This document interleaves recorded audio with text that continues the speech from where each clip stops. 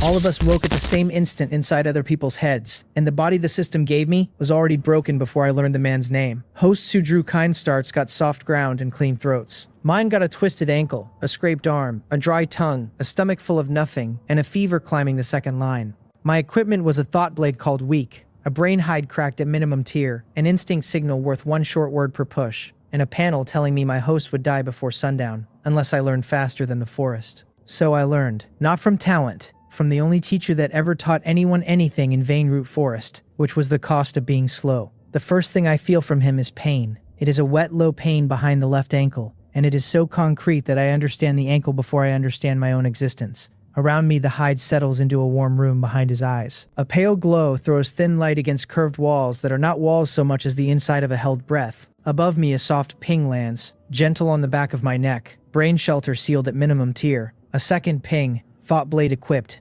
grade weak. One more ping, softer. Instinct signal available, one word per push, cooldown variable. A panel opens on host status. Thirst registers at amber and climbing. Hunger sits at amber. Fever has reached the first orange tick. Injury reads twisted ankle left and scraped arm right as two separate entries. Fear holds at a hard red. Mental energy shows 1 of 50. I close the panel and turn to the curved wall. That wall is the inside of my host's skull, and that wall is the only thing standing between me and the end of me. Through his eyes, I see wet leaves. Gray light moves between them, the kind of light that comes after rain but before the sun has decided. Trees go up and up around him. Their bark is a darker brown than any tree I knew before I came here, and their leaves are broader, glossier, weighed down by water that catches the gray light in little wobbling beads. He is sitting on his back. His right hand opens against damp soil. The left hand is shaking. I try to speak to him. Holding my voice, the hide does not let any of it pass the curved wall. He only feels a faint pressure behind the eyes, then nothing. About that, my new world was honest with me. Instinct signal is the only language. Anything bigger has to wait. A bush moves to his right. Through his ears, I hear how the bush breathes. Not a wind breath. Something with weight on 4 legs is pushing the branches apart, lower than a person's knees, using the lower paths. He freezes, and the freeze is a body lock so total that even his throat closes against the small sound he was going to make. Fear spikes on his panel. The red goes hotter. I feel the wall behind me crack. Out of the crack comes a noise that is not a noise. A small, dry chewing rises behind my heel. From the floor pushes a shape, gray and toothed, the size of a forearm, with long yellow front teeth and small flat eyes. Without asking me to look, my panel tags it. Inner threat, fear rat. Already that rat is at the wall, already gnawing. Every gnaw scratches a fresh line into the curve. Should the curve break, the shelter collapses. And once the shelter collapses, I disappear. And once I disappear, the man on the wet ground loses the only mind left in him that knows the bush is a boar. I lift the thought blade. That blade is shorter than I want and lighter than it should be. A thin, even hum runs along its edge. Taking one step toward the rat, I set my back foot and swing across its neck. The blade goes through clean. Down the rat falls onto the floor and dissolves into a thin heat that runs up my arm and into my chest. Mental energy ticks up by 2. Behind me, the crack stops spreading. That was kill 1. There would be many. I push my first instinct. Hide. One word. A word that is not a word so much as a heat I send through the wall into him. His eyes blink twice. Then his shoulders set. He does not understand the heat, but he understands what his shoulders are doing, and those shoulders are already turning him toward a fallen log on his left. Move, I want to say. Saying it is not possible. The cooldown is on. He moves anyway. Across damp ground he drags himself, elbows working, the twisted ankle held up off the soil, the scraped arm leaving a thin smear behind him on the leaves. Broad and half rotten, the fallen log shows a soft green pocket of moss along the underside. Behind it he gets. He flattens. Putting his face into the moss, he breathes shallow. Each breath shakes the moss in tiny green tremors. The boar comes through, bigger than any pig I have ever seen. Its back rises as high as the log, with tusks long enough to drag low branches. Old mud mats its hide. One snort goes at the place where his hand had been on the soil. 2 more snorts at the smear of arm blood on the leaves. Then it walks on. Nothing stops it. None of it looks at the log. Without sound and note updates. Threat past. Forest boar. Grade low. In the moss, he stays for a long time after the snort has gone quiet. Slowly his shoulders come down. Red on the fear line shifts back toward orange. I feel the brain shelter cool by half a degree. He breathes. That breath is the first easy breath since I arrived. Pushing himself up, he puts his weight onto the bad ankle, and the pain panel jumps a whole tier. He drops back. His palm goes flat against the log. Then he pulls a broad, glossy leaf down off a low branch and pours the collected rainwater straight into his mouth. And the thirst bar drops from climbing amber to flat amber. A feeling, from where I stand inside him, of a closed door when it stops rattling. By accident, he finds a root. His hand goes searching for a stable handhold and comes up with a thin pale stem tipped in soil. After biting it, he almost spits, then chews instead. A tag pops on the panel. Edible, bitter root, low calorie, mild stomach risk. 3 more lengths he chews. Hunger drops 1 tick. There is a stone the size of his palm, flat on one side, sharp on the broken edge. Without thinking, he picks it up, turns it in his fingers, and the shape of the stone changes the shape of his face. Until this moment, he has not had a tool in his life. Setting the stone against his thigh, he closes his fingers around the flat side, then opens them again, learning the grip. Without congratulating either of us, the panel tags it. Tool acquired. Cutting stone grade low. Warmth moves through the hide. Brain shelter integrity stabilizing. Instinct signal. Cooldown reduced. Now he looks at his ankle. Until now, he has not really looked at it. That ankle has gone the kind of purple that does not come back to normal color in an hour.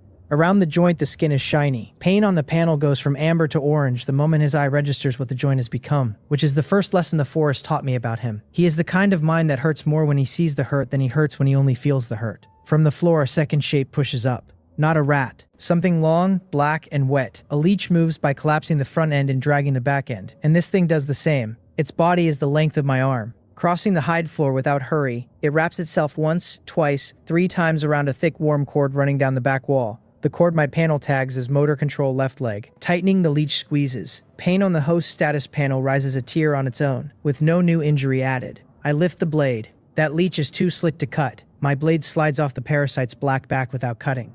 A second swing skids the same way. The third lands flat and bounces. Mental energy drops by 2 on each attempt, and pain on the host status readout keeps climbing. So pain is not pain here. Pain is a creature, and a creature has rules. I stand back from the leg cord and watch the thing work. Its body squeezes the warm cable in slow, even pulses, and every pulse pushes the orange tier up. From within, my host is feeling the ankle worse than the ankle should feel. The injury is real, but this parasite is multiplying it. So if I cannot cut the leech, perhaps I can starve it. What does it eat? I close my eyes within the hide and try to feel which part of the cord it is feeding on. Not the joint itself. Also not the bruise. The food source is a moment in his memory when he first felt the ankle break. That moment is a small red bead lodged in the cord, and the leech's mouth is drawing on the bead. The leech itself is past me. Instead, I can reach the bead. Lifting the blade, I bring its edge down against the red bead. This bead is not a thing of the body. Memory is what it carries, and the blade catches in it where it would catch on damp fabric. I press, slowly, slowly. The bead breaks open and releases a thin gray smoke. Fear is what the smoke smells of. He blinks above me. Then he frowns. Through his eyes, I see him look at the ankle without the same flinch. The shine is still there. Purple is still there. But the eye no longer adds its own panic to the picture. Feeling the bead emptying, my black parasite tightens its grip harder, trying to draw more from a source that has gone thin. The bead breaks the second time under my edge and the parasite shudders. Its black body sags off the warm cable, then folds in on itself, and a thin smoke lifts off the place that had clung. A new line opens on my own internal panel. Pain control thread unlocked. That thread is exactly what it sounds like. A thin silver cord running from my hand to a notch in the leg cable. If I pinch the silver, I can dampen the bead's signal whenever I have the energy to spend. Getting rid of the pain is past my reach. What I can do is take the volume down half a tick. Above me, the host moves. He levers himself up off the log on his elbows. His weight settles on his good leg. He looks down at his left foot, then up at the dim canopy, then back down. Sundown is 2 fingers off the tree line. Rain is gathering above the leaves, and the leaves are starting to bow a little under what is coming. He has to move before he loses the light. Down here in the curved room, I push a second instinct. Wrap. Wrap is a wider word than hide. That width pulls more energy. Mental energy ticks down by 3. He gets the word as heat across his neck, then drops his face to his own torn sleeve, and the eye catches the shirt cloth before the brain even names it. Twisting his fingers around the fabric, he tears a strip down the seam. Then he tears another. He looks for 2 straight sticks. There are 2 within an arm's reach, both finger thick, both straight enough. While he wraps, my parasite writhes. Each turn of cloth around the joint dampens a portion of the bruise. The cloth steadies the break inside the joint. Feeding on that break, the parasite finds its meal flattening, and as the break steadies, it starts to thin. He winds the strip tight, tighter than I would have wound it. His fingers are not gentle with himself. The sticks go on either side of the ankle, and the second strip locks them. By the time he ties the knot, the joint reads steady. Pain holds at orange but stops climbing. He pushes himself up the second time. His weight goes onto the wrapped ankle. Pain spikes. He hisses through his teeth, breathes, and stays standing. A different feeling moves through his chest, a feeling not on any panel. Pride. That pride is a faint heat that does not last long, but it lasts long enough to shrink the parasite another fraction. Pride starves pain leeches. I record that quietly inside myself. He limps. Each step is a low fight. He uses the cutting stone to break a longer branch off a low tree, shapes a quick walking stick by snapping off the side twigs, and tests the stick under his armpit. With 3 points of contact, he can move at a pace that does not collapse him. He goes downhill. That is his only plan.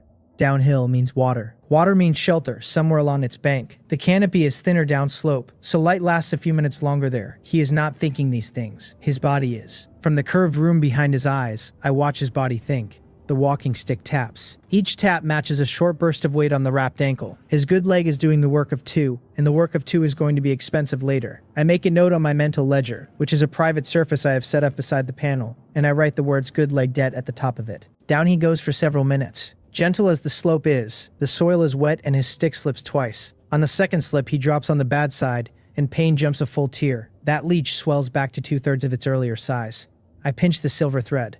Pain drops half a tick. He stops shaking, gathers his breath, and goes on. Halfway down the slope, he reaches a dry creek bed, not water. The creek has been moved, perhaps by a recent slide. Smooth stones the size of fists. He can hear running water somewhere ahead, just not here. The dry bed gives him a flat path. He follows it. The walking stick taps stone instead of mud now. His pace doubles. The light goes thinner. Then I see the tree.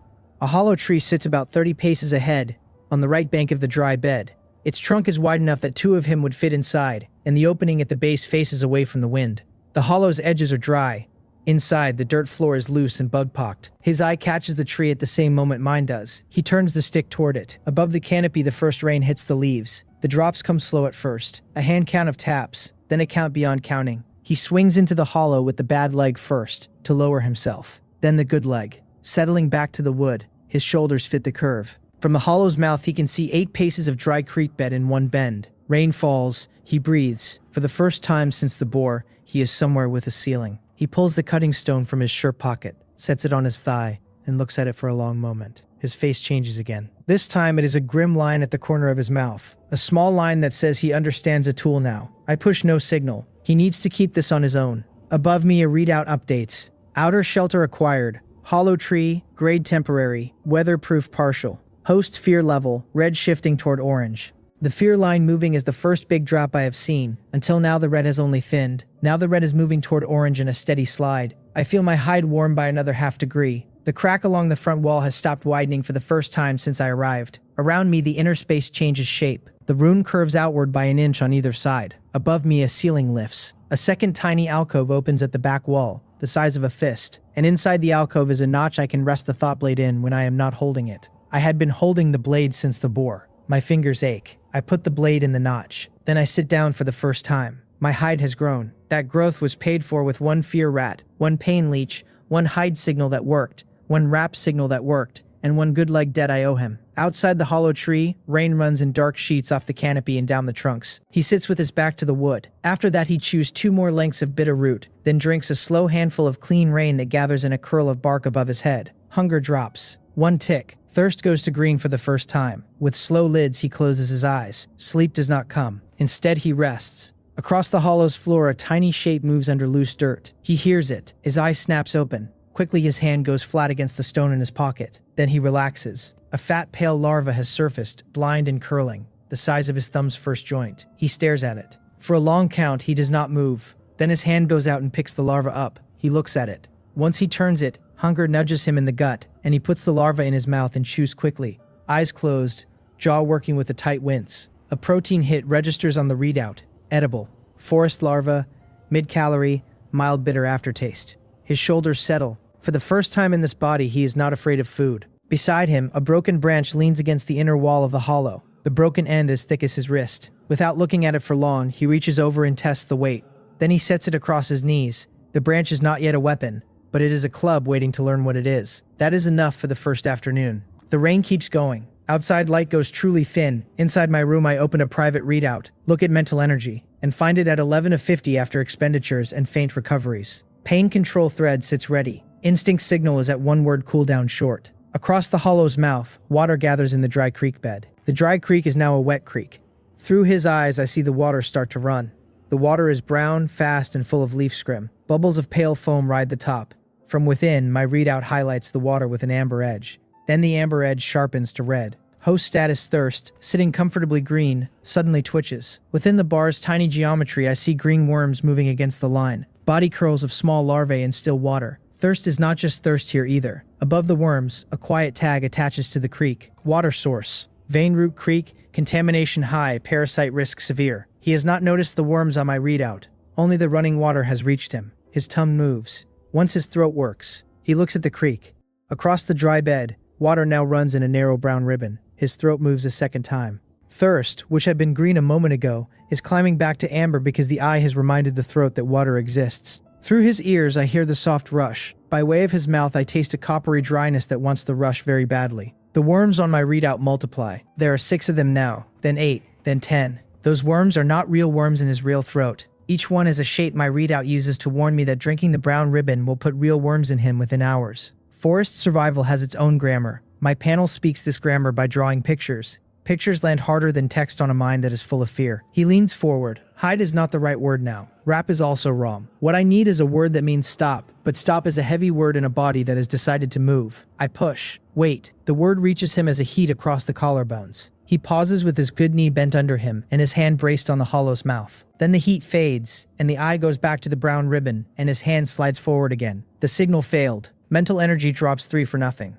I look at the worms on my readout. 11 now. 12. Each one is a thin curl of green motion against the bar's edge. Above them, the parasite tag still glows. The host is hours from understanding any of this, so I have a choice. I can let him drink, watch his body shudder with parasites for the next 2 days, and use up half of my remaining energy fighting hunger fog and panic worms inside the curved room when the fever spikes. Or I can spend a big block of energy now, push a stronger signal, and hope it lands. A stronger signal exists on my menu. I have not used it. The menu calls it Danger Pulse. Cost? Half of current energy, minimum. I check my reserves. 11. Half would leave me at 5. 5. I will not be able to swing the blade twice. I check the worms again. 15. He is leaning further. His fingers brush the surface of the brown water. I push the danger pulse. What leaves me is not a word but a shudder. A heavy bolt of feeling jumps from my chest, through the curved wall into his chest, into his arm. His hand stops half an inch from the water. Both shoulders snap back. The head turns away from the ribbon almost violently, and his weight collapses backwards onto the good knee. My energy ticks down to 5. He sits on the hollow's edge, breathing in short ribbons of air. His pupils are large. Each breath in his chest moves in a way that says his body felt my pulse the way the body feels a strange room when you walk into it with the lights off. He does not know what just happened to him. What he knows is that his arm refused to extend,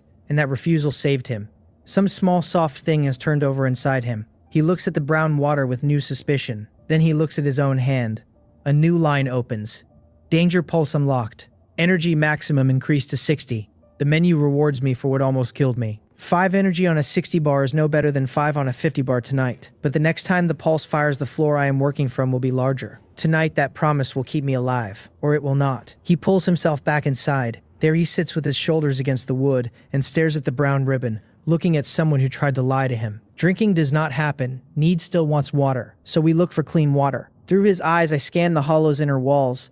A patch of damp moss runs along the curve about 3 hand widths above his head, and the moss is darker green than the rest of the hollow's lining, which means it is wetter. He sees the patch the moment I do. His good hand goes up. He presses 2 fingers against the moss and twists. A bead of clear liquid runs down his palm. He licks it. A clean tag drops onto the readout. Edible. Tree moss water, low volume, parasite risk none. He works the patch in slow strokes, gathering small drinks at the base of his thumb. His throat works 1, 2, 3 swallows. Thirst comes off amber. A second patch sits higher up, and he stretches to reach it. Then his head turns. Outside, somewhere across the wet creek bed, an even click is starting in the leaf mat. The click is the kind of clatter many small legs make when they cross dry leaves in formation. He hears it. Then he freezes. So do I. Through his ears, the click grows louder, broader, layered. Not many small clicks. Instead, one carpet of clicks moving as a single carpet across the leaves toward our trunk. Inside the curved room, the readout sharpens. Inner threat risk. Hunger fog and panic worms inbound. Outer threat. Forest ant swarm grade mid, scent driven. Forest ants do not smell men. What they smell is food scraps. The larva. He understands this faster than I expected. His good hand goes to the mouth of the trunk and brushes the loose dirt. He pulls it up in both hands and throws it backward inside, then drags his sleeve across the lip. Time to scrub is gone. The carpet is 20 paces away. He looks up. There are low branches above him in the trunk, and one of them runs out over the dry creek bed toward a neighboring trunk. He sees the branch. So do I. Also the swarm, which is rounding the bend of the dry creek and rolling into view as a dark moving rug edged in glints. Inside my room, I push the next word. Climb. The heat lands on his shoulders. His good hand finds a knot of bark at shoulder height. Pain in the ankle screams as he uses both legs to push up, but the wrap holds. The walking stick goes into his belt. His cutting stone stays in the front pocket. A club leans against the wall and gets left behind, because his hands are needed elsewhere. Hand over hand he climbs into the lower branches. While he is climbing, hunger fog rolls across my curved room. I knew this would come, because the larva from earlier had moved the hunger bar from amber to yellow, and a yellow hunger bar plus the smell of the ant carpet, plus the fear of being caught between the swarm and the bad ankle, creates an inner storm I cannot fight with a clear head. The fog comes up off the floor as a low gray. Gray thickens at my knees. Then it pushes upward, carrying small white shapes the size of fingernail clippings. And the small shapes are worms with no mouths and no eyes, the ones the menu calls panic worms because they crawl between the joints of any thought I try to assemble. I swing the blade through the fog low and clean. That swing kills 4 panic worms. 4 are nothing. 20 more are already coming up out of the floor. So I do not waste swings on the worms. I aim instead at the source. The hunger fog is rising out of a single seam at the floor's center. I drive the blade into the seam. Twist. Pry. The seam closes by half. Fog production thins. Above me, the host is on the second branch. He drops his shirt pocket larva crumbs deliberately as he moves outward along the branch toward the neighboring trunk. Those crumbs fall back down inside, away from his trail. A lead edge of the ant carpet reaches the hollow's mouth. Glints pour in. They find the crumbs. Soft dirt where the larva had sat draws them next. Him they do not find. He swings across to the neighboring trunk. The bad ankle hits the new bark. Pain spikes. He drops 3 feet to a low branch on the neighbor and catches the branch with his armpit. His grip holds. Pain in the ankle screams. That wrap holds tighter than I expected. Below, the swarm finishes the crumbs in 9 breaths and starts looking for more. Their carpet thins as it spreads. They turn outward, then start moving back down the dry bed in the direction they came from. He stays in the neighboring tree for a long count. I cut the last of the hunger fog. The seam at the floor closes flat. I sit on the floor for a moment with my hand against my chest. The energy bar reads 4 of 60. I have nothing left. He climbs down the far side of the neighboring trunk, slowly, on the side away from the dry bed. His feet find soft pine mat. A thin smell of old smoke drifts on the air from somewhere east. Faint, the kind of smell a wet canopy holds and long after the source has died. He notices it. So do I. He uses the walking stick to step off the lowest knot. Following the smell, he begins to circle back through the pine mat toward a small ember shape on the ground, 20 paces beyond the neighboring trunk. An ember nest. He sees it. So does my readout. Resource: wild ember nest. Grade low. Fire risk if disturbed. Warmth source if managed. He approaches slowly. Its body is a cluster of dry moss and one slow red coal the size of a thumbnail. That coal has been sleeping under wet canopy for who knows how long. He sets his cutting stone beside the coal, builds a little ring of small dry stones around it, and pulls a handful of dry-side bark from a leaning branch to feed the ember. Smoke rises. A first wisp. He coaxes it. Both palms cup around the faint heat. His face goes very close. He blows once, twice, 3 small breaths in a row, until a tiny flame catches a single corner of bark. A tag opens. Fire acquired. Ember stage. Output minimum. Fuel dependent. His face changes again. This time the change is the kind no other change has been. A new quiet has settled in his eyes. Nothing to do with safety, because safety has not arrived. What it has to do with is being a person who can make heat where there was none. Pride starves leeches. Fire starves something larger than leeches. And I feel that something larger thinning around the edges of his fear bar. The fear bar drops 1 full tear. For the first time it sits at orange, not red. Beside the new ember, a flat stone the size of 2 palms sits with a smooth bowl worn into its upper face. He had brushed past a stone of the same shape while crawling on the ground from the ants, and the cutting stone in his pocket had scraped against a smoothed hollow in the rock face he had not turned to look at. The shape filed itself into his eye then. Now it returns. He uses the cutting stone to scrape clean rainwater from a curl of bark into the hollowed stone at the ember's edge. Setting the bowl on a heated rock at the ember's edge, he waits. Steam rises. The water inside warms. He lifts the warmed water to his mouth and drinks slowly. Clean water acquired. Heated rainwater, parasite risk none. Warmth bonus. He drinks 2 full hollowed stone amounts. Thirst goes to deep green and stays there. The first slow good thing of the day. Inside the curved room, my readout updates again.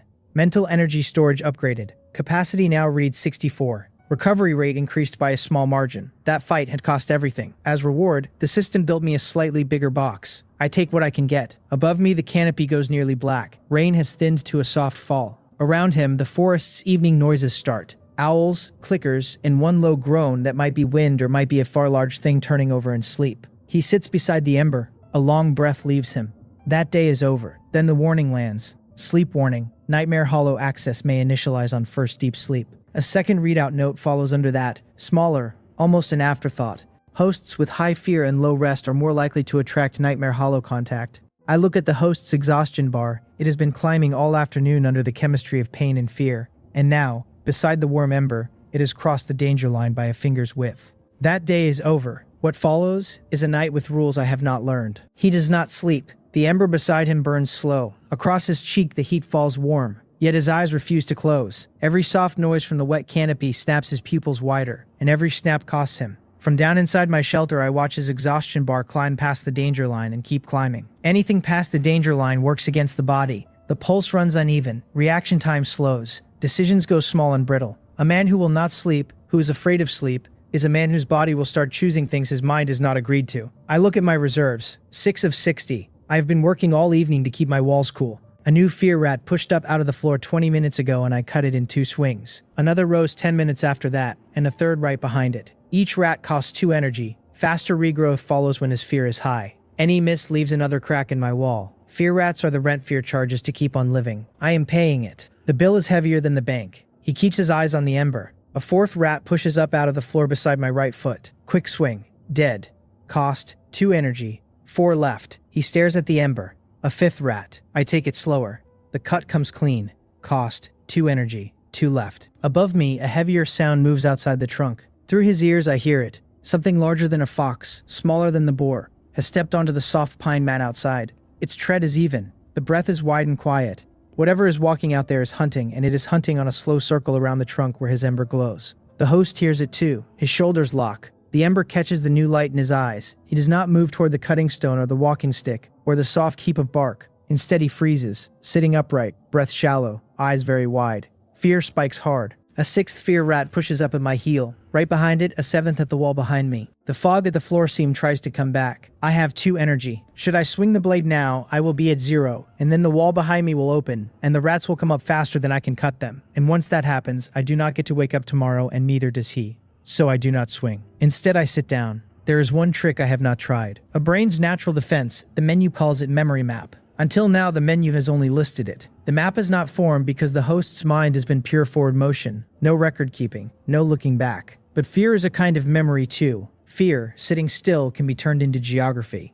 I close my eyes inside the shelter. Then I walk the host's day backwards. First, the ember nest at my feet. After that, the climb across to the neighboring trunk. Following that, the carpet of ants. Earlier, the brown ribbon and the brave fail first signal. Earlier still, the wrap. Before the wrap, the moss water. Earlier, the bitter root. Earlier, the bitter root. Earlier still, the boar. At the start of the day, the fallen log. Each location pins itself to a small shape on the air around me. A small wheel of light begins to assemble at the center of the room. Menu opens by itself. Memory map, first forming. Locations registered, fallen log, dry creek bed, hollow tree shelter, ant corridor, ember nest. Status of each, log hidden, creek dangerous, tree shelter abandoned, ant corridor clear, ember nest active. Reward, mental energy regeneration boost, while host is at a mapped location.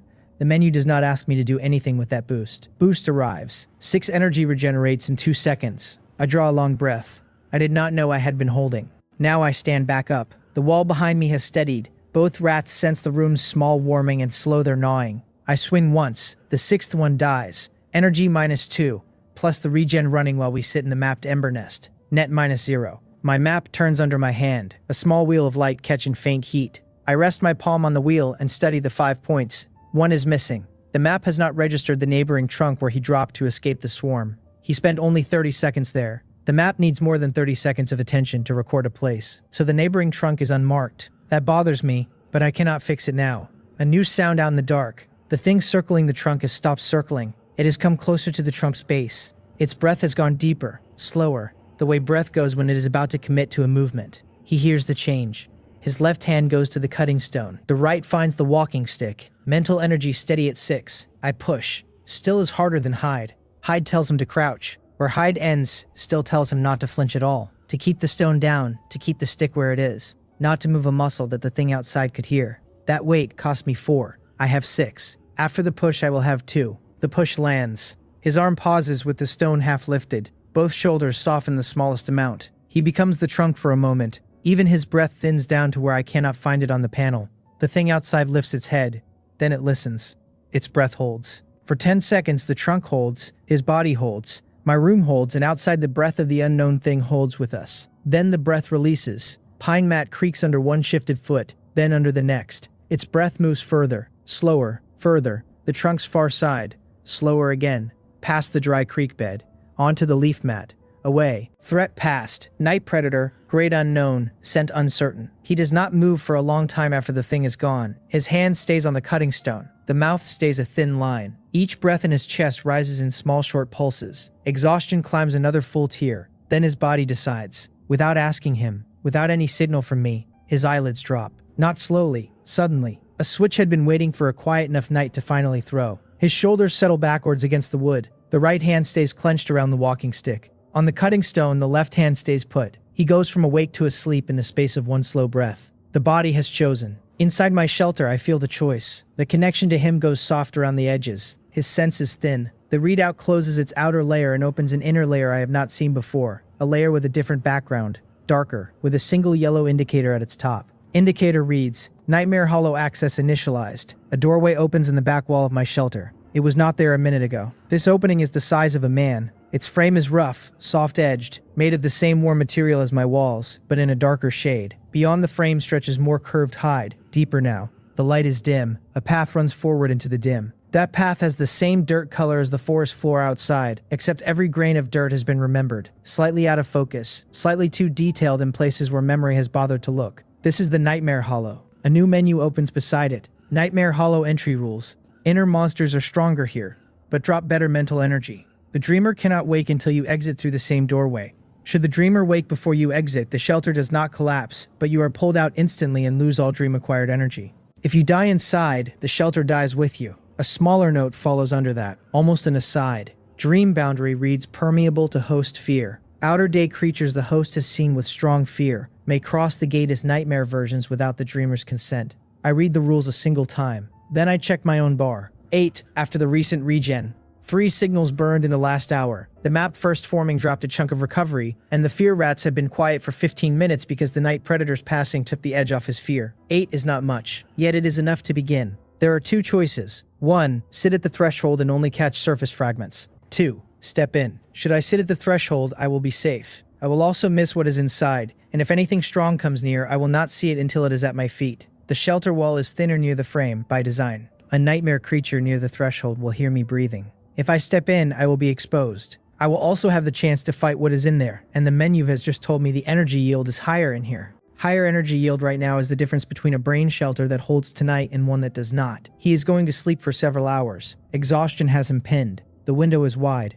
I make the call. Forward, I step to the frame. A scent of damp leaves and old smoke moves past me. Its pull is faint at first, then steadier. There is no yank, only a welcome. Each forward inch takes 1/10 of 1 energy. By the time my front foot touches the dirt color path inside, my bar has dropped by half a notch. Inside the hollow, the air is colder. Above me, the curve of the hide goes far higher than it should, the height of a real forest canopy. And at the top, there is a thin band of dark sky that is not sky. Below me, the dirt colored path runs forward toward shapes I cannot see yet. Trees on either side, half-formed, soft at the edges. A creek somewhere ahead that runs at the same low rush as the brown ribbon outside. To my right, a sound starts. The low baying lifts. My first nightmare hound. I lift the thought blade. The baying does not stay alone. Within 3 breaths, a second hound answers from my left. After that, a third opens further out, deeper, behind a stand of half-formed trees. Then a fourth, lighter, younger-throated joins the chorus from a place I cannot fix on this path. 4 animals work a slow circle around me, a pack closing on a thing they have already decided is theirs.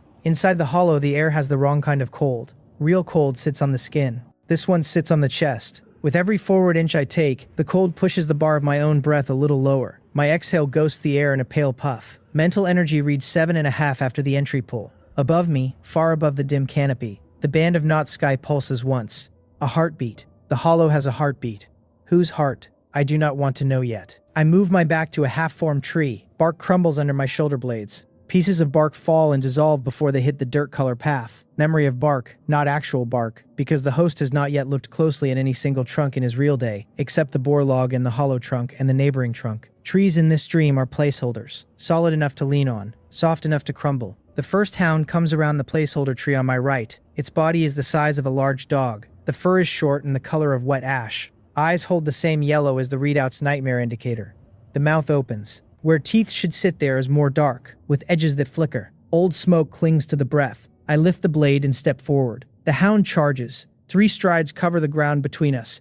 At the last possible breath, I sidestep, drop my shoulder, and slide my weapon across the long muscle of its near shoulder as it passes. That cut takes. The hound's far foot skids. Its body half tumbles past me into the placeholder undergrowth. A flat ribbon of cold light peels off the wound and threads into my chest. Energy +4. Higher yield. My menu had told the truth. The second hound is already at my left side. I turn into its arc. It comes lower than the first one. Its lunge aims for my belly. My edge meets its lower jaw, and I push the steel up through the jaw and out the top of the skull in one quick line. The hound dies in mid-leap. Cold ribbon. +3. The cold ribbon at the bar's edge has thinned to a hand's width, and my next 2 cuts will spend most of what remains before the hollow's pull starts charging me attacks on every breath. 2 down.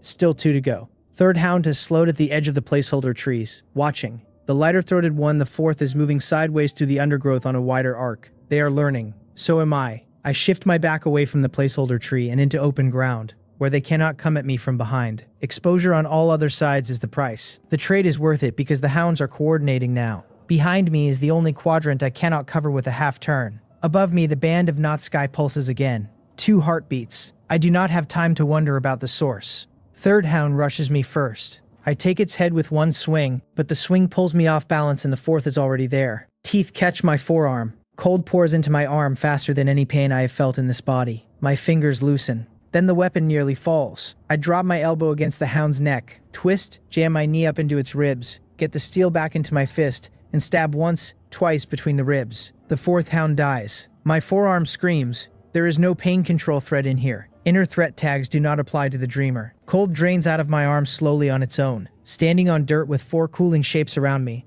I watch the menu update. Energy +3, +2, +4. Total now, 23. That is more than I had at any point all day. This place does pay better. It also costs in ways the outside day does not. My forearm aches with a deep numb that has nothing to do with muscles. Above me, the band pulses again. 3 heartbeats. The heartbeats are getting faster. A second readout opens beside the first. Nightmare Hollow depth warning. You have entered first tier Nightmare Hollow. Second tier opens further along the path. Reward yields increase. Predator yields increase. First-time entrants should return to the doorway after the first kill cluster. I look back along the route I came. The exit is still visible behind me. 70 paces. The trail looks longer in the dim, but a worn line leads back unmistakably to a faint, warm rectangle of light. Then I look forward. 40 paces in front of me, the route bends. Beyond that bend, placeholder trees thicken, and through them I see a faint gold gleam, a coin under dark water. That gleam is the second-tier gate. I have 23 energy. My forearm is numb. The host will sleep for hours, but no longer in deep sleep because the band pulses have crept into the outer readout too. Exhaustion is dropping fast as this place burns it. Should exhaustion drop too far, the body wakes by itself, and then I am pulled out instantly and lose all of the energy I just collected. The menu is telling me to go back. I turn toward the warm rectangle. Then a sound that is not a hound moves through dim trees behind me. Not behind me toward the gate. Behind me on a different angle. To the side of the worn rectangle. Between me and the way home. I cannot see this visitor. It is staying behind a trunk. That trunk is not crumbling. Alone, that fact tells me this visitor has been looked at by my host before in real life. An animal he has met, a shape his eye knows. Whatever it is real to him, which means the bark holds, which means he saw it long enough to remember it. The sound moves once. Around the trunk. Its size is larger than the hound's. The breath is wider. That rhythm of breath, the wet and quiet alternation, matches exactly the night creature who walked our trunk an hour ago in a waking world. Earlier, the night hunter never crossed the gate into my map. My map did not record it, yet the thing has come into this place. Inner threat tag updates. Outer day creature carried into Nightmare Hollow by host fear. Should the host's fear have been strong enough during the encounter, the creature crosses the dream gate by itself. Pulls itself through, walks this dirt. Now it stands between me and the way out. Outside this place in the waking forest, the same hunter's breath that had walked away from our trunk is now circled back. In a small outer readout, I can still see the hollow tree from across my shelter. That view is dim, secondhand. Inside the trunk, Taekyung sleeps with the cutting stone in his hand and the walking stick across his lap. His chest moves slow. Exhaustion is falling fast. As this realm eats it, soft thumping has started on the bark wall outside. Slow, heavy, investigative. A nose has pressed the wood. The animal is checking whether the trunk is hollow. Should the trunk prove hollow, the hunter finds its mouth. That mouth faces away from the wind, yet faces toward the dry creek bed, which is where the hunter has come back from. Inside this realm, I lift my weapon for the dream creature.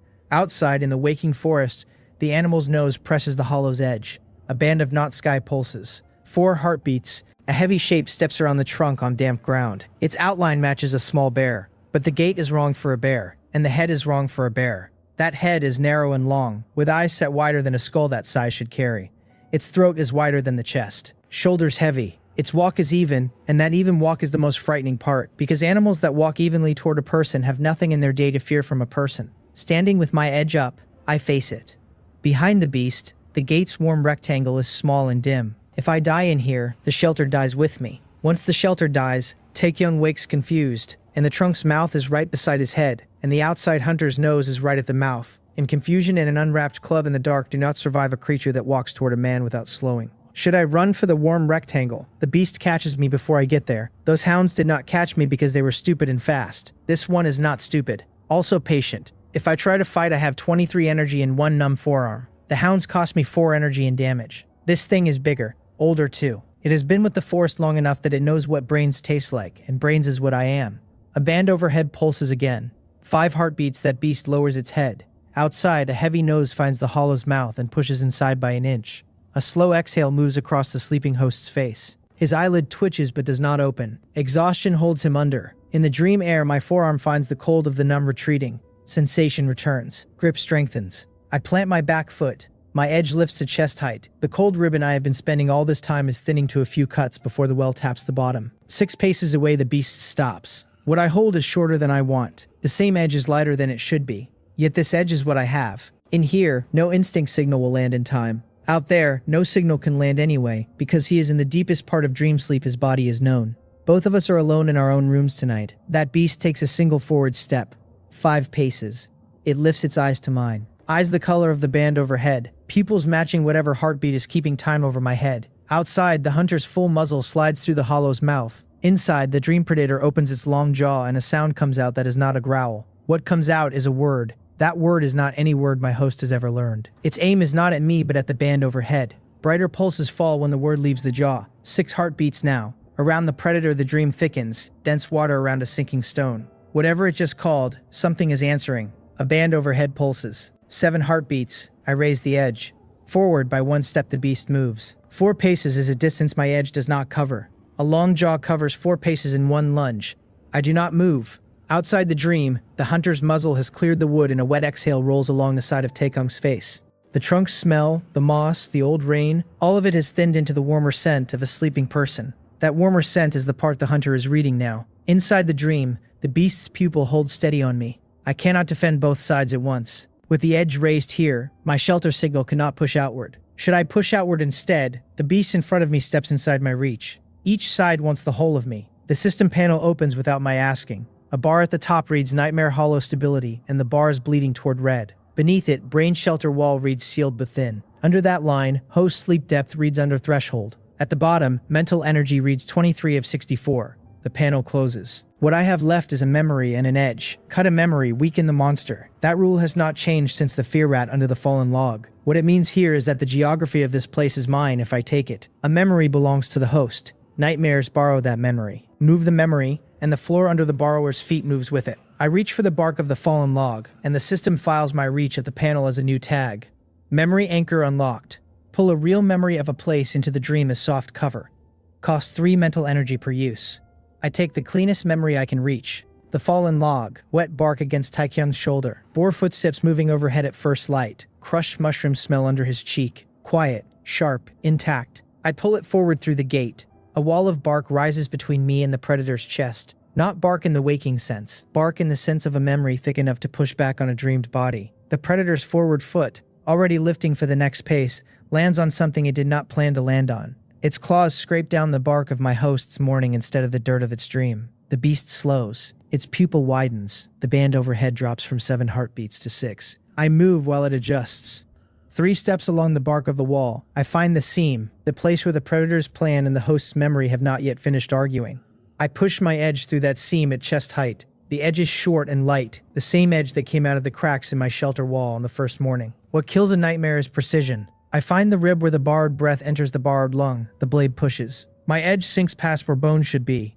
No bone exists in this body. Only the host's belief that a body exists. My cut moves through belief, not bone. The predator's word, The one it had aimed at the band overhead breaks in its throat. Pressure leaves. Its pupil, the one that had matched the band's color, goes dull. Whatever shape held under my edge thins, then folds, then is no longer there. Mental energy ticks up. 23 to 31. 31 to 44. A high-yield kill, the panel notes. Nightmare grade. I do not stop. Out at the mouth of the hollow tree, the hunter's full nose is inside the trunk, and a paw is testing the lip of the mouth. The warm scent reading and the no movement reading are arguing inside whatever the hunter uses for a mind. Heat scent is what the hunter reads on warm motion, my panel notes at the corner of the readout. I reach for a function I have not used. The panel meets the reach with a fresh tag. Sleep pulse unlocked. Thicken the host's stillness. Cost 2 mental energy per use. I push a sleep pulse through the shelter wall. The pulse is thicker than yesterday's urge. Slower, made of the host's own exhaustion shaped into a weighted blanket. I am not telling Taekyung to lie still. My pulse tells his body that the falling sleep has another floor under the floor he already reached. His chest slows. Each breath drops below the line where breath registers as a warm change in the air at the trunk's mouth. The hunter outside pauses. A paw lifts off the lip. That nose pulls a finger width back. Out there, the hunter is waiting on a sign that the warm scent matches a moving thing. Movement reads as food. Stillness reads as rock or root or the body of something already taken by someone else. The pulse also thins the heat trace at the trunk's mouth. My readout adds in the corner. I had not known the pulse could draw the body's warmth inward, and the news writes itself into the function's notes. Further off, past the dry creek bed, a heavier body crashes through wet leaves. Not a wolf gate. Something with weight, moving fast. The kind of sound that pulls a hunter's ear away from a still trunk. I hold the sleep pulse steady. 2 hounds remain inside the dream with me. The smaller 2 of the original pack. Lead and Big Borrower are gone. Of the remaining 2 pacing the edge of the bark wall, looking for the seam I came through, the smaller stands closer. The pull of the sleep tether has been steady so far, but I can feel the edge of the panel cooling at the corners. The kind of soft drop that means my next holds will weigh more than the last. Below me, the smaller hound drags its shoulder against the bark, looking for soft wood. There is no soft wood. The host's mourning under the log is intact, sealed by him because he survived it. I drop low. The hound's shoulder passes the seam at chest height for me, throat height for it.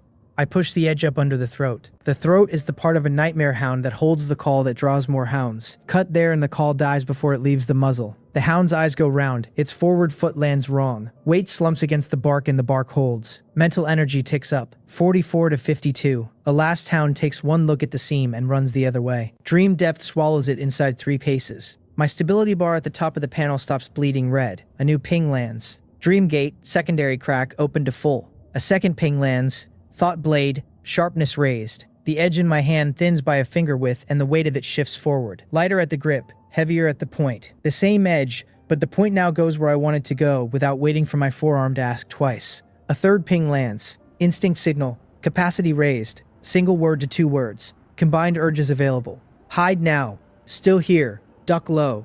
A list of urges scrolls past as the panel writes it. Bands overhead drop to a steady 4 heartbeats. That warm rectangle at the gate widens. I turn back along the bark wall toward that warm rectangle, and the wall stays at my shoulder as I move. The forearm that had been numb is no longer numb. My grip is dry. A point of the edge stays forward, without any reminder from me. I step through the rectangle. Back in the shelter. The wall reads sealed, and the cracks I had stopped earlier have started to fill from the inside, slow, a healthy bruise reabsorbing into skin. Behind that, the well sits a little above half, and the air at the back of the shelter has warmed by a small degree, the kind of warmth the room takes on when the work is winning. Out at the trunk, the hunter is still at the mouth. The nose has finished its pullback. A second sniff is happening. The sniff is short and clipped. A short clipped sniff is the sound of a hunter losing interest. I hold the sleep pulse another long minute. The hunter pulls fully back. A heavy paw rakes the moss outside the trunk's mouth. Then the paw is gone. The body of the hunter, whatever else it carried, walks the dry leaves away from the trunk in the direction of the dry creek bed. Footsteps fade. A long quiet replaces them. I do not lift the sleep pulse for some time.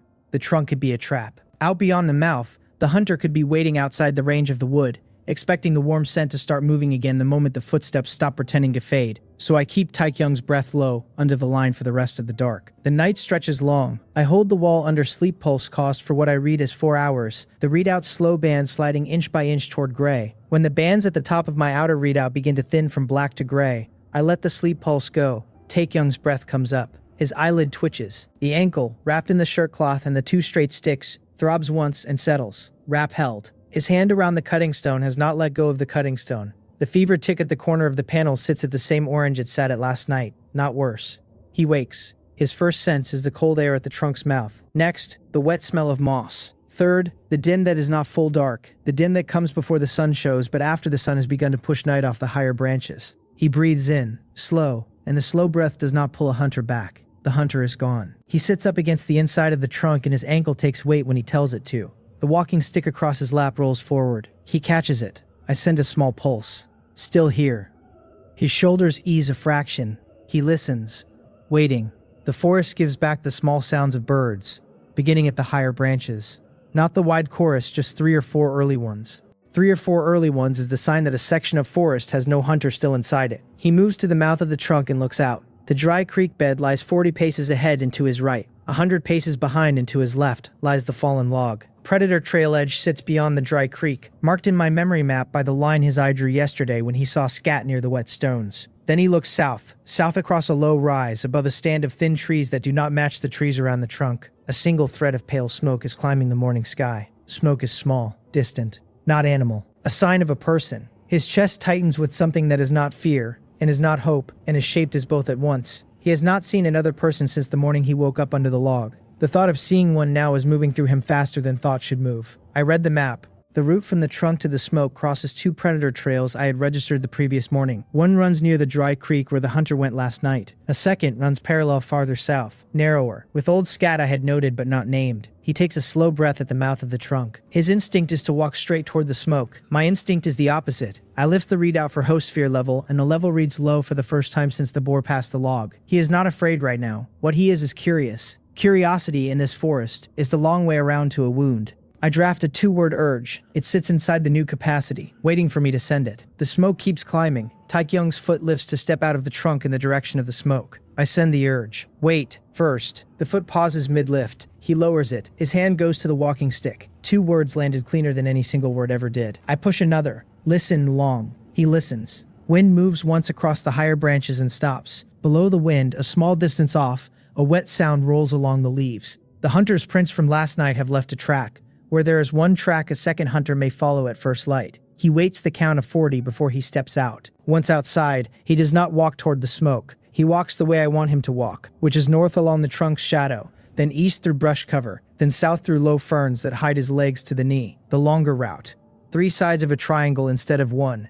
I read his status panel as he moves. Ankle holds with the stick support. Fever orange. Hunger climbing into the upper amber. Thirst at low amber. Helped by the broadleaf water he drank at the trunk's mouth before he stepped out. Exhaustion lower than yesterday because the deep sleep at the bottom of the nightmare hollow, even tense, was real sleep. Something else has changed. His shoulders are not as high as yesterday. Each step reads the next 10 paces of ground before he commits, not the next 2. When a branch snaps to his left, he turns his head toward the snap, then waits, then continues. Yesterday he would have frozen for 30 seconds. He is reading the forest faster. This forest is reading him faster too. A small bird crosses our path at knee height. The bird does not warn him off. What that absence means is that the bird does not register him as a predator. He has begun to smell like the forest he is moving through. Sweat, bark, and crushed fern. I hold a small piece of attention on the map. The smoke is climbing from a clearing south-southwest of us. As we move, I tick 3 new locations the host's eye registers along the way. A thorn vine cluster. 1 patch of upturned soil under a leaning tree.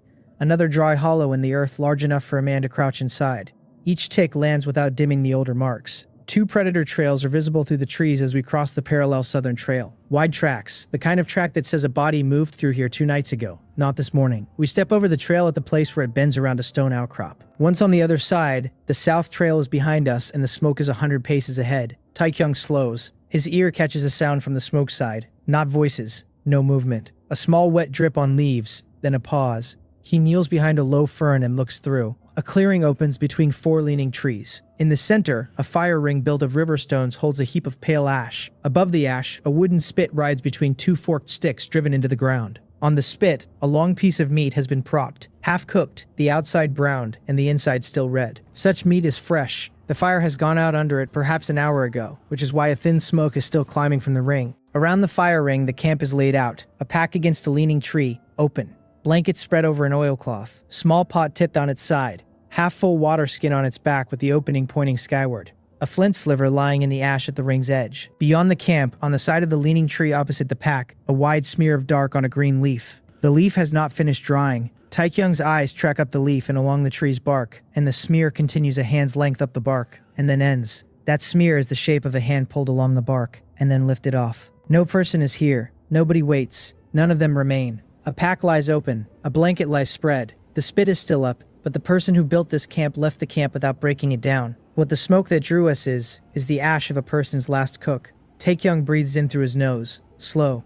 I check his fear level. The level is not climbing. He is not afraid yet because his eye has not finished telling him what he is looking at. Hunger is moving faster than fear. His stomach pulls his attention to the meat. Inside the shelter, the hunger fog rolls in along the lower wall. Gray, thick at the floor, thinning as it climbs, and wherever the fog touches a thought, the thought softens toward maybe later, toward a little will not hurt. I cut the fog at its thickest knot with the blade laid flat, and the dense part splits and drifts upward. Taekyung's hand, which had begun to lift toward the fern in front of him, slows. He blinks, and his eyes shift from the meat to the camp. The host status panel opens at his eye, and the smell band in its lower right reads contaminated. One tag, plain text under the amber. That single word is enough. His head pulls back from the spit, and a sour edge under the cooked deer fat reaches him at the next breath. Whether the person who cooked it was poisoned before the cook, or whether the cooking surface itself was poisoned, or whether something has been doing rounds in this clearing, dropping a slow contamination on whatever it finds.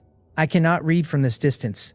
Taekyung leaves the meat on the spit. He stays behind the fern another count of 40. Nothing moves at the camp. No human comes back. None of the small animals arrives to claim the leftover. Wind shifts and the smoke thread thins to almost nothing. He moves into the camp on the side opposite the bloody bark, lifts the flint sliver out of the ash, and slips it into the pocket of his torn shirt. The pack against the leaning tree is empty, except for a small leather pouch folded into a corner. 2 strips of clean dry meat and a pinch of salt at the bottom seam. He pockets the pouch and turns to the fire ring. Far down the trail behind us, a single dry leaf crack lifts at the wind. Not the herder and not last night's hunter at the dry creek either. Something newer, with a step the map has no entry for. Taekyung freezes at the ring's edge. Breath stopped, one hand at the broken stick. A long count passes, and the crack does not repeat. The wind takes the silence and rolls it through the brush. He breathes again, slow, and the map's outer edge stays empty of a red dot, but the empty reads thinner than it should. After that, he works faster. The embers under the gray ash still hold 3 glow spots, and he feeds them shavings off a dry branch, and a thin orange line walks up the new fuel into a small live fire. On its spit, the contaminated meat stays where it lay. He cuts a bitter root from the leaning tree at the clearing's edge, peels the outer bark in thin strips, sets the strips across the new flame on a fresh stick, and a clean earth and sun smell lifts off the cooking bark. 5 strips eaten slow. 3 saved for the road. Back inside the shelter, his hunger amber drops back 1 shade. The starch's small column leaks across the wall, and the well climbs a steady pair of ticks into the room I have grown. I keep a piece of attention on the dark smear on the bark. That smear is not animal. The angle of the smear says the hand that left the print was being pulled, not pushing. A person was dragged from this side of the tree away into the brush, which means whatever pulled them is bigger than them, which means we should not be inside this clearing past dusk. Light moves while he eats. Shadow of the leaning tree lengthens past the fire ring. Afternoon thins toward evening. Taekyung packs. He takes the dry meat strips, the flint sliver, the pinch of salt, the small leather pouch, the cooked bark, the cracked broken stick he came with. The dead spit and the contaminated meat stay exactly where they sat. Whatever follows that smell into this clearing tonight should follow it here, not after him. He moves to the clearing's opposite edge. Then he stops. On the map, a new yellow dot has appeared at the clearing's outer edge, slow circling, closing on the wind side. A faint, oily warmth rides the wind to count before the sound arrives, the scent of a body that has run hard through summer brush. Then a sound enters the clearing from the brush behind the leaning tree. Soft pad on dry leaves. A soft pad, lighter than last night's hunter. Breath alternating wet and quiet, but not the same rhythm. Taekyung steps backward into shadow. The sound circles the leaning tree once, then enters the clearing, and a long body steps from the brush into the dim by the fire ring. A wolf, lean, low-shouldered, eye yellow, summer coat thinned along the ribs. Not the same hunter as last night. Smaller in body but faster in shoulder. A night wolf. Its head goes to the meat on the spit. It does not eat. The nose works the meat once, then twice, then pulls back the same way Taekyung's nose pulled back from the smell signal's black spots. This wolf knows the meat is contaminated. It has not come here for the meat. What it has come here for is whatever else is in the clearing. Its eye turns from the spit. Yellow finds Taekyung in the shadow. Inside the shelter, the well runs near the upper notch of its ceiling, and a new bar is opened at the edge of the panel I have not seen before, faint with no label, waiting for a use I have not yet earned. Taekyung's fingers tightened on the broken branch club. Behind him, the fire ring's new flame is at his back. The iron bar of the spit is 2 paces to his right. 6 paces in front of him stands the wolf. He is weighing whether to take the iron bar or run. I weigh with him. The wolf does not lunge. A night wolf that lunges first is hungry. This wolf is not hungry. It already had whatever the contaminated meat was waiting to keep it from. Standing here because the camp is the easiest route through a piece of ground, it claims. The wolf reads the warm body inside the camp as a problem it would rather solve standing than running. That body paces sideways. A paw print at the ring's edge presses into the ash and lifts away clean. Inside my shelter, panic worms wake. These worms are pale, fast, and they twist from the lower seams of the wall toward Taekyung's knees. Wherever a worm reaches a knee, the knee locks. Should enough worms reach the knees at the same time, the host's legs go to stone, and the body cannot move when the wolf moves. They know this. So do I. I do not cut the worms at the heart. Cutting at the heart kills panic. Killing all panic in a body that is 6 paces from a wolf gets the body bitten through the throat, because a man with no fear walks into a wolf's reach. I want fear. What I do not want is locked knees. The blade goes through the worms at the legs. It slides flat through the lower third of each worm body as it climbs. A worm separates from its own legs and the climbing stops mid-knee. Panic registers in the host without paralyzing him. Taekyung's heart rate climbs. His hand grips the broken branch club tighter. That grip does not freeze. He moves, sidestepping right toward the fire ring. 1 step. 2. The wolf tracks the movement with its head, and the body follows late. A body following late is a wolf giving him a count of 2 before it decides. He uses the count. His free hand reaches into the fresh flame at the ring's edge. The flame is small and his hand wraps the unburned end of a fresh branch he had set across the fuel as a backup. He pulls the branch out. Its far end is alive with orange. He turns the branch with the burning end forward and steps once more toward the spit. The wolf flattens its ears. Flat ears mean the wolf is recalculating. Wolves understand fire. A wolf that meets a man with no fire reads the man as one shape. One that meets a man with fire reads the man as 2 shapes, and the second shape, the fire, is older than the wolf. The panel's blue runs deep at the center and thinner at the rim, and I read in the thinning that I have room for a half-dozen more 2-word pushes, before the well asks me to slow. I push the new 2-word urge. Duck low. His head and shoulders drop a hand's width as the wolf lunges. The wolf had committed to the lunge a heartbeat before my urge landed. What should have closed at his throat closes at the empty air above his head. Its jaw snaps on nothing. All its weight passes him. While the weight passes, the burning club swings. Not at the head. No swing at the ribs. The orange end takes the rear thigh of the wolf in mid-jump, and the singe pulls the wolf's spine sideways. Its landing is wrong. Front paws land, back paws drag. The wolf wheels around. Now it knows it is in a fight. Its yellow eye finds Taekyung again, and its teeth show. The summer coat over the ribs is loose. Older than I read at first. Old wolves are smarter wolves. I open the mental energy panel. The well behind my edge has dropped past its first quarter, with each 2-word urge taxing more than the one before. And that faint, unlabeled bar I saw earlier is brighter now. Somewhere above the panel, the system is reading my work in this fight and weighing whether to give me a tool. Taekyung backs to the spit. His right hand stays on the burning club. With the left hand, he goes to the iron bar at the spit. He felt the warmth of the metal through his palm, ash warm, not coal hot, and pulled the bar free. Meat slumps off the forked sticks into the ash as the bar comes loose. A length of his forearm and the weight of 3 thumbs. Not sharp, straight and hard. He has 2 weapons now. The wolf circles. Its damaged rear leg lifts a fraction off the ground each step, which means I have bought us speed but not safety. A 3-legged wolf with old teeth is still faster across 6 paces than a man with a wrapped ankle.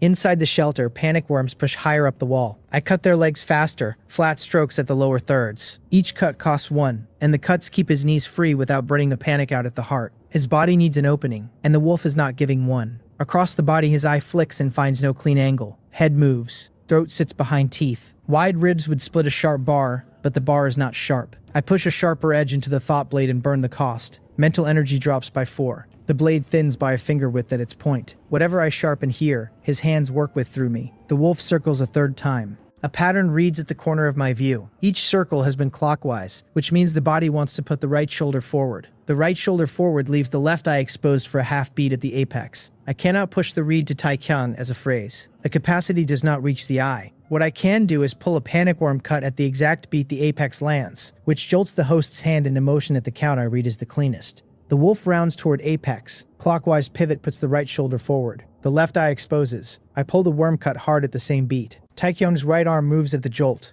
The burning club crosses the gap between him and the wolf in the time it takes the wolf to finish its half step of the pivot. An orange end of the club takes the left eye dead center. No give. Wood drives the burning end through the eye and stops at the bone behind it. A high broken sound pulls back into pain. The wolf jerks its head free of the club. Orange has gone out on impact, the eyes wet putting out the flame, and the singed end of the club drags a smear across the wolf's face as it pulls back. 3 running steps carry it away. Damaged rear leg drags on the third. It stops at the clearing's edge and stares at us with one eye, then turns and limps into the brush. Brush closes behind it. Quiet returns to the clearing. Taekyung's chest moves fast. Sweat lines his temple. The wrapped ankle holds. Its fire ring still walks a small flame across the fresh fuel. He does not move for the count of 20. I do not lift the cut at the worm's legs. Panic in him should stay until his ear tells him the wolf is far enough away that a return is impossible. After 20, when no sound has come back from the brush, he kneels in the ash. He takes the flint sliver from his pocket and tucks it deeper into the seam. The iron bar of the spit comes up next, and he wraps the worm end in a strip of the torn shirt. One of the remaining cooked bark strips comes out of his pouch, and he eats it slow because his shake needs starch in it to settle. I read the panel. The well sits at a third of full, and the cost of the long fight has carved a soft groove into the bar that will take a slow rest to refill. Brain shelter wall reads sealed, and the inner cracks have continued to fill. Host fear level reads dropping. Pain reads small and managed. His hunger reads upper amber and dropping with the bark. Ankle wrap reads holding. A new line opens at the bottom of the panel. Focus spear unlocked. Narrow attention pulse. Mental energy cost 6 per use. Range limited to the host's line of sight. Capacity raised to 72 from 64. The fight had taught me what I had wanted during the fight. The way the menu always teaches by withholding until after. Next time the wolf's pivot read comes, I will not have to ride a worm cut to land the beat. What we have now is the iron bar of the spit, the flint sliver, the small leather pouch with 2 dried meat strips and a pinch of salt, 3 remaining cooked bark strips, also the cutting stone, the broken branch club with 1 charred end, the walking stick, the torn shirt with 1 less strip. Out there in the brush, a wolf limps away on 3 legs missing a left eye. A new piece of attention pulls itself onto my readout. The map has updated.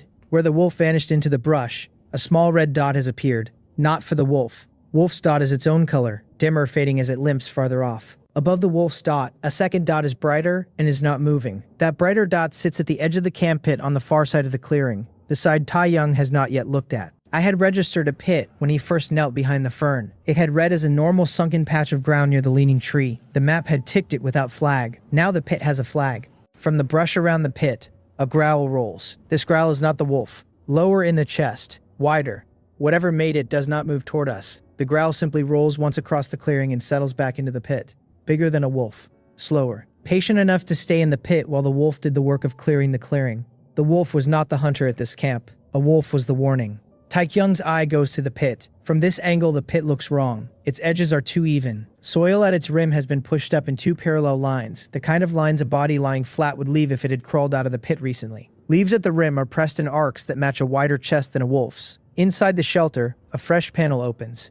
Dungeon hollow detected. Dual side clear required. Inner clearing and outer clearing must complete together. The pit is not a pit. Dual side clear required. I read the words on the panel and the panel does not blink. The system has paired the pit on the outside with a hollow inside the shelter that has just opened where my back wall meets the floor. That pit's brighter dot on the map pulses once every 2 breaths in a rhythm matched by the new hollow inside. I take the inside. Taekyung stays at the rim and works the outside. This is the first time the work has split. He cannot help me with the inside. Help with the outside falls outside my reach, beyond an urge or a focus spear. Whatever crawls out of the pit on his side, his iron bar and his burning club have to meet without me leaning on his arm. On my side, whatever crawls through the hollow my edge has to meet without him slowing his breath for it. The well stands a little above half, and I can feel the new capacity behind it as a deeper room than I had yesterday. I step into the new hollow at the back wall of the shelter. The hollow opens downward into a small clay-floored chamber. Its walls are not the bark and bone of the nightmare hollow. Clay, the kind that holds the shape of a hand pressed against it for a count of 3 after the hand lifts off. Soil here remembers being held by hands and not roots. A chest sits in the center of the chamber. Small. Its lid is the shape of a memory I cannot read clearly from across the room. Around the chest, a low ring of rage thorns has grown out of the floor. Each thorn is the length of my forearm and the color of dried blood. Between the thorns, fear rats run in fast figure eights. Mental energy ticks down 2 on entry. 40 of 72. The rats are not my first problem. Each rage thorn is anchored at its base in the clay. Cutting at the tip of a thorn does nothing, because the thorn regrows from its anchor inside the count of 2. A middle cut does nothing because the thorn knits itself back together from the bottom and the top, faster than I can swing twice. Only the anchor can be cut, because the anchor is the part of the thorn that draws on the dungeon's structure and not on the dungeon's surface. 3 anchors are visible from where I stand. I read them. 1 anchor sits at the south side of the ring, half buried in the clay, with the thorn growing from it leaning outward. Another sits at the east, with a thorn that bends inward over the chest. A third sits at the north, anchor exposed almost to the rim, thorn shorter and thicker. 3 anchors. With 3 cuts, the ring opens. These rats are the noise that wants to pull my eye off the anchors. They are not the problem. So long as I do not let a rat run up my leg, they cost nothing. I move to the south anchor. A fear rat breaks from its figure 8 and runs at my shin. I shift my weight a half step right and let the rat pass under the lifted foot. Its body brushes the cloth of the shelter's floor and skids. I do not turn to follow. The south thorn leans outward over my path. Ducking under it, I find the anchor at the base, which is shaped into the curl of an old root. My edge presses into the curl at its narrowest point and twists a quarter turn. That anchor parts. The whole thorn topples sideways and lies still. Clay around the anchor stops weeping the gray seep it had been pushing into the air. 2 anchors left. Across the ring's interior to the east anchor, 3 rats follow now, in loose formation, the lead one already running figure 8s inside my elbow's reach. I push the flat of my edge across the lead rat's path, and the rat veers into a thorn at the bend of the ring. That thorn does not move. A squeal comes once from the rat and it turns away. East anchor is harder. Its thorn bends inward over the chest, which means cutting the anchor will drop the thorn directly across the chest's lid. Should the thorn fall across the lid, I cannot open the chest without first lifting the thorn. So I do not cut the east anchor next. I cross to the north. The north anchor is exposed almost to the rim of the clay. Its thorn is short and thick. My edge pushes under the exposed root and pries upward, not sideways. An anchor lifts out of the clay along its length and a long pale fiber comes with it. Its thorn falls outward, away from the chest. Now east. Back at the east anchor, I push my edge into its curl at the narrowest point and twist. East anchor parts. Falling inward toward the chest as I expected, the thorn lands across the lid at its center. I lift the fallen thorn off the lid by its middle. That thorn is dead now. Dead and heavy because dead thorns lose the elastic that lets a live thorn flex. I set the thorn aside. The fear rats have stopped running figure 8s. They are sitting at the ring's outer edge, watching the chest, watching me, deciding whether to bite or to slip away. The well has thinned past the middle, and the shelter air around my edge has gone a shade cooler with the drop. Out at the pit, Taekyung has begun to climb down. His decision to climb came from his own eye, not from me. Pull of the dungeon on him is its own thing. The map shows him at the pit's rim with a hand on the leaning tree's root and his good foot stretching down toward the first ledge of the pit's inner slope. I read his pit through his eye. The pit is wider at the bottom than at the top. Inside the wider bottom, the soil is dry, a clay floor. In the center of the floor sits a body of objects that have been pushed against the walls by whatever has lived in this pit and used it as a stash. Coiled hemp rope, cracked clay pot on its side with a long crack down one side but otherwise whole. Bone needle threaded through a frayed strap. 3 dry mushrooms in a small heap, the kind I had tagged in the map yesterday as a wait-and-see mark. He climbs down. His ankle takes the climb because the slope is not vertical. The walking stick comes down with him in his right hand. His burning club is shouldered through a tear at the side of his shirt. Wedged into his belt at his back, the iron bar travels with him. He reaches the bottom. His head turns to read the pit's far wall, and the far wall is dark. I keep half my attention on his vision. Other half goes back to the chest. I open the chest. Sits a memory. The memory is not a thing. A shape held in the air the way the clay of the chamber holds a handprint after the hand is lifted off. When I look at it, the shape resolves itself into a small piece of geography that Taekyung's body has been carrying since the first morning. A short, low slope that the host once crossed in childhood at speed, on a bicycle in winter, with a friend. The shape of the slope writes itself into my map. A new tab opens at the corner of the map. Safe mushroom mark. The 3 dry mushrooms inside the pit, on Taekyung's side, flicker once on his vision in a soft green. Green is the new safe-to-eat color. My map ties the mushroom to the safe color so that the next time he sees a mushroom of that shape and that color of cap, his eye will read it as safe before his hand reaches. A second tab opens at the panel's edge. Instinct signal capacity raised. Direction urges available. Left, right, back, forward, up, down. I close the panel. Down at the ring's outer edge, the fear rats have lowered their heads. This dungeon has read the chest is opened. They are not my problem anymore. Wherever the dungeon sends them, they will go, which is somewhere outside my shelter, into the larger forest of the host's mind, where they have other work. I step out of the hollow at the back wall of the shelter. The hollow closes behind me. Its wall reads sealed again. My well sits low enough that the next big push will lean on the host's calm to climb, and the cracks inside have continued to fill.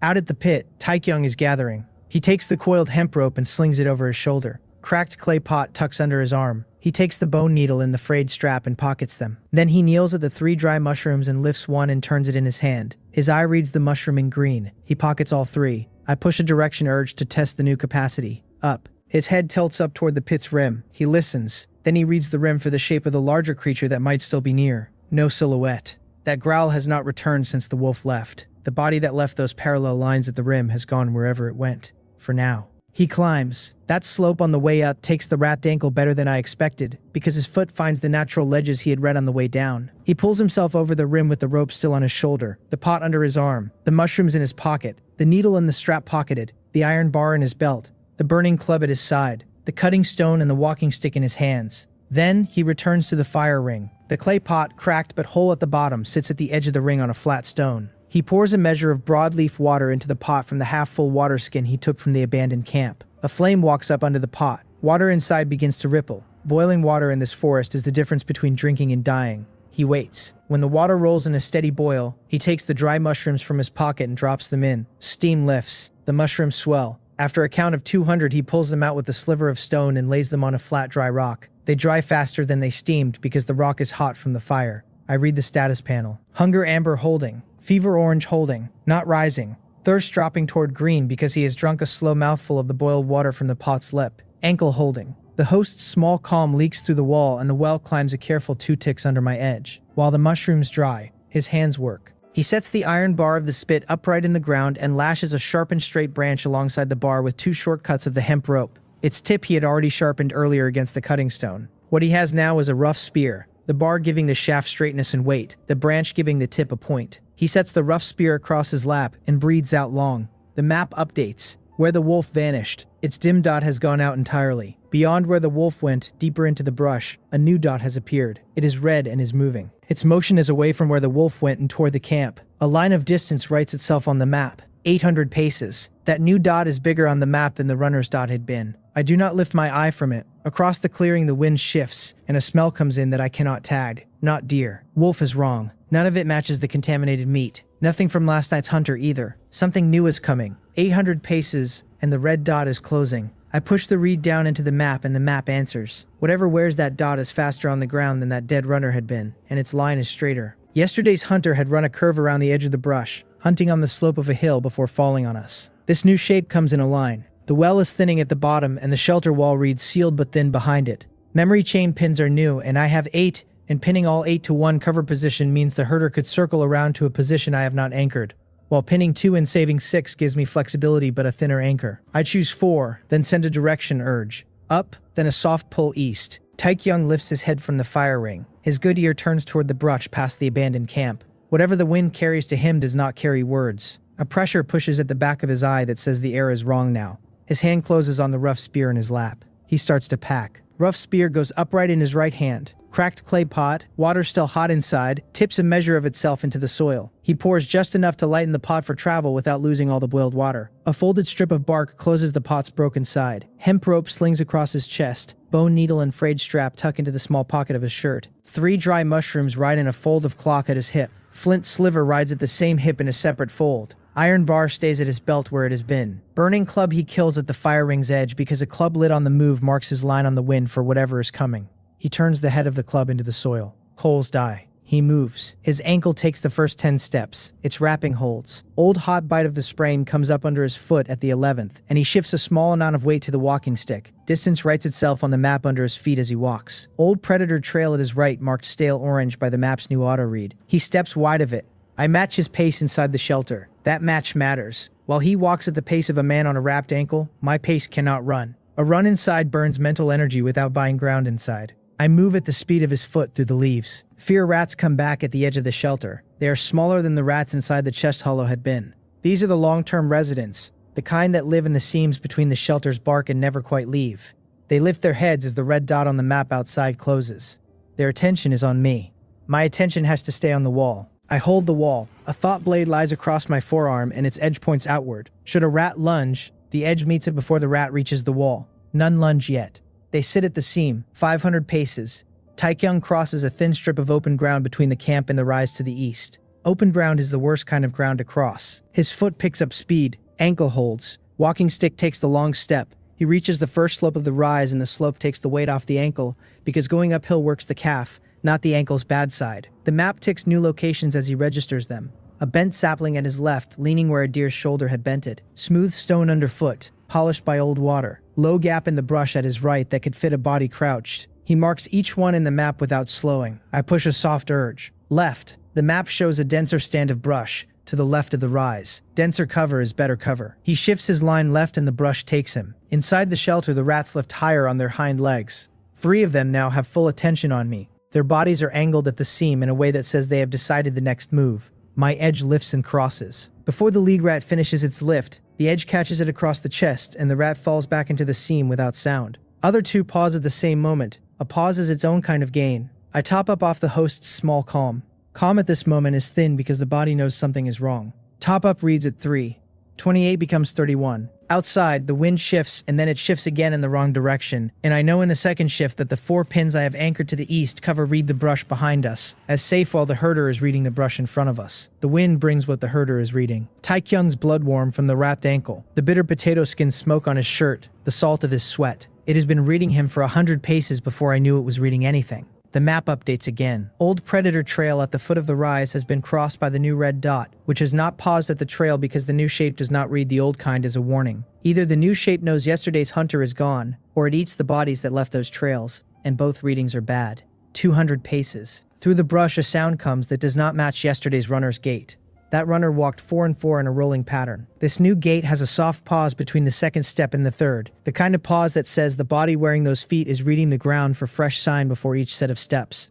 A reading walker is worse than a charging one because a reading walker can be patient. 200 paces. Taekyung reaches the top of the rise. A ridge runs east along the spine of the higher ground. Its edge drops sharply on the far side into a dry creek bed below. Loose stones lie on the slope of the drop. A pale strip of sand runs the length of the creek bed. Old roots stick out of the cut face of the drop. He pauses at the ridge edge. Going down the drop with a fresh wrapped ankle reads risky. The slope has loose stones at its top half. Lower half has roots a hand can hold. A man without the wrap could pick a line and descend in a count of 40. With the wrap on him, Taekyung will need longer, and longer means time at the drop face with his back to the rise. Staying up here means meeting whatever is coming. Ju-won pings the panel. He does not have the energy for another nightmare-grade fight. Brain shelter wall reads, sealed but thin. A fight will open it. I push up, and still. His body lowers itself to a crouch at the ridge edge. Ankle drops below the level of the loose stones. Rough spear lies across his thigh, tip pointing back along the line he just walked. He breathes out long and steady. Wind shifts again, and the scent comes back stronger with a metallic note underneath that pulls a small flag at the corner of my map. Old blood, not fresh, dried on a body and carried as the body moves through the air.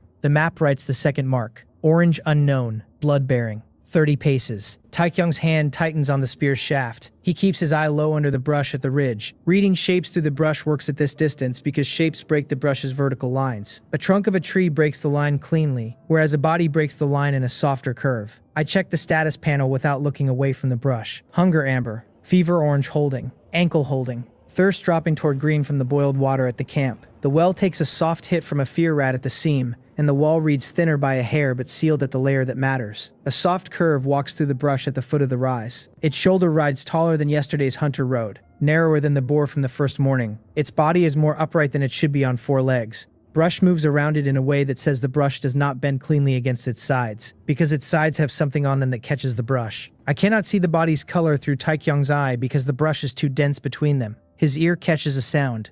A footstep, soft, set down with care. Another footstep, paced behind it. I lift the thought blade higher inside the shelter and set my back against the wall at the place where it reads thinnest. The map's red dot stops moving. It sits at 30 paces behind him on the line he came up. Wind shifts a third time. A long shadow falls across the dry leaves at his feet. Its head shape is taller than a wolf's head, narrower than a boar's body, and the angle of its shoulders sits higher than either. It does not move forward, nor does it move back. The shadow holds at the ridge edge with him. Behind my edge, the well has thinned past the place where 2 more 2-word pushes will empty it, and my 4 east pins now read as a fence on the wrong side of the wind. At my back, the wall reads sealed but thin. His breath stops at the top of the inhale. I hold the blade. The shadow's edge sharpens. Whatever throws it has come close enough that the sun cuts the body's outline through the brush. First a shoulder, then a long lower jaw. 1 forelimb set forward on the leaves, with a claw at the end of the limb longer than the hunter's claws had been. The map writes a new line beside the red dot. Unknown predator, 28 paces, holding. His back is to it. I do not let him turn. His back stays to it. The shadow holds, and the shape behind it holds with it. Taekyung's breath sits caught at the top of his chest, and I do not push the breath out for him, because half a finger of shoulder motion at a ridge edge with a reading predator at 30 paces reads to the predator as choice. Choice is what it wants, a target it can chase. Stillness gives it a stone. I send the simplest signal I can shape at the thinnest version of the wall. Still here. 2 words at the muscle layer where his shoulder ties into his neck. The muscle holds. Ankle reads tight. Hand on spear reads tight. Chest reads still. The well takes the cost of the 2-word hold, and the bar runs a small notch lower. Out at the trunk, the shadow does not advance. I keep the thought blade lifted and watch the seam at the back of the shelter. A fear rat noses at the seam and I drop the blade once at the tip of its head and it goes still. Wall reads sealed. The well runs a tick lower at the rat cost. Outside, a claw sits down at the leaf layer and pulls back. The claw is being used to read. Leaves at his foot move once and then settle. The predator has placed its longest finger on the leaves to test the give of the ground his weight is on. Leaves under Taekyung's boot do not move. The claw lifts. New leaves settle without crackling. The body behind the claw carries weight cleanly. Years of practice at silent ground sit in that step. Memory map writes a third line beside the red dot. Orange UN known. Blood-bearing herding pattern. The panel has matched a partial. A partial means the system holds a fragment of memory of this kind of body from somewhere the system has been before. The fragment writes the word herding under the body's mark. Herding is not hunting. Herder moves prey toward a kill site the herder has already prepared, and it does not kill at first contact. Instead, it pushes prey along a chosen line of brush and lets a second mouth at the end of the line do the work. That second mouth is the swarm the system has not named yet. Taekyung's body sits at the ridge edge. I do not let his head turn, because his head turning would tell the herder he has noticed the herder, and a noticed herder will change its work from herding to charging, because herding only works on the unaware. The claw moves again. This time it places itself at a leaf to the right of his boot. A line of leaves running away toward the dry creek bed shifts in a soft wave. That wave reads as a finger tap along the ridge, in the direction of the descent. Herder is offering Taekyung a direction. Take the slope, the offered direction reads. I do not take it. Going down with the herder behind him would mean walking the chosen line, and the chosen line ends at the second mouth. I hold the host in the crouch and let the leaf wave finish without him answering. The shadow at his foot shifts a fraction. Its herder is waiting to see if the push has worked. The well behind my edge is running shallow now, and the cost of the herder's push reads in the soft tremor along the rim of the panel. A second shape moves at the edge of the rise behind the herder. Smaller, much smaller, the size of a finger laid sideways. Then a third, then a fourth. These ones run lower to the ground, with blade-thin bodies and folded wings tucked along their backs. They move as a flow, not as bodies, and the flow's direction is north along the ridge, away from where Taekyung crouches. The blade insects pass without touching the herder. Its claw lifts off the leaves. It steps back. Two soft footsteps move away from his ridge edge. A third set wider, the gait of a body that has finished its current work and is turning to walk a new line. The shadow at his feet thins as the body behind it walks back into the brush. Wind shifts. Blood-bearing scent thins with the shadow. The red dot on the map moves. North along the ridge after the blade insect flow. After a slow count of 15, the dot drops behind the lip of the rise, and the orange ring lifts off the map entirely. Herder gone. Blade flow gone with it. The herder had been reading Taekyung's heat trace at the ridge edge since first wind shift. That was the threat the memory map's moving red zone had carried since the prior night. The stillness saved him. Without the blade insect flow crossing the herder's path at the right count to pull its attention, the herder would have taken the next slow step forward, and the next, until claw reached boot. The flow had not been the target. Taekyung had. Without that flow, the herder would have committed to him at the next slow step. Taekyung's breath comes out. His shoulders drop a finger width. The hand on the spear loosens enough that I can read the pulse in his wrist again. Fast but regular. He has not understood with words what just happened, but he has understood with body. His body knows the predator left. A new tab opens at the corner of the map. The system has weighed the hold and filed the lesson. Map auto-read unlocked. Wherever an old danger pulse has hit before, the map will now mark the location in soft orange without my having to push the pulse a second time. Old predator trails. Stale contaminated meat. Yesterday's dirty water at the creek.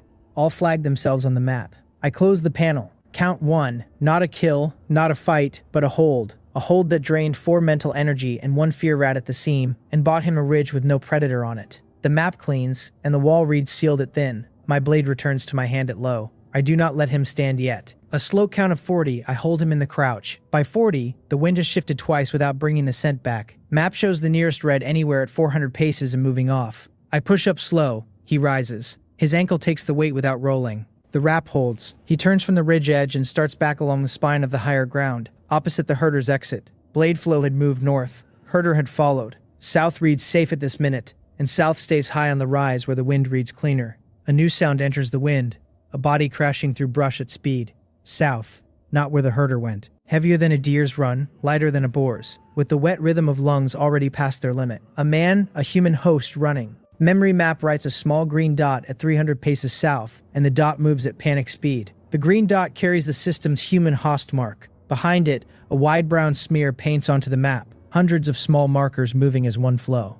Blade insects. A second flow, larger than the first, moving with intent at the heels of the running host. 250 paces. Taekyung's body slows on its own. His head lifts, and his eye finds a gap in the trunks at the south side of the rise, and through the gap far below, a figure breaks from cover at a sprint. Arms swing wide and loose. Legs run without rhythm. Whole body moves with no awareness of where the feet land. I read the figure's eye through the gap. Open. Unmoving. Looking at nothing. The body still runs, but the body that runs is empty of choice. Whoever sat inside the shelter of that brain is not at the controls anymore. Face does not flex. Mouth hangs open at the side that catches wind. Arms swing on momentum alone. A failed survivor. I have not seen one before, but the shape of the failure reads at a single look. Either his brain shelter broke at some point in the last hours, or his survivor died at a fear rat's seam, or his survivor used up the energy holding the wall until the wall opened. Whatever happened, what is left in that body is only muscle memory, fear, and the run reflex. Nothing else. Taekyung's body shifts toward the descent. His hand goes to the spear, and his weight shifts to the foot above the slope. Taekyung's first instinct is help, and he reads the running man as a man, and his body wants to move toward him.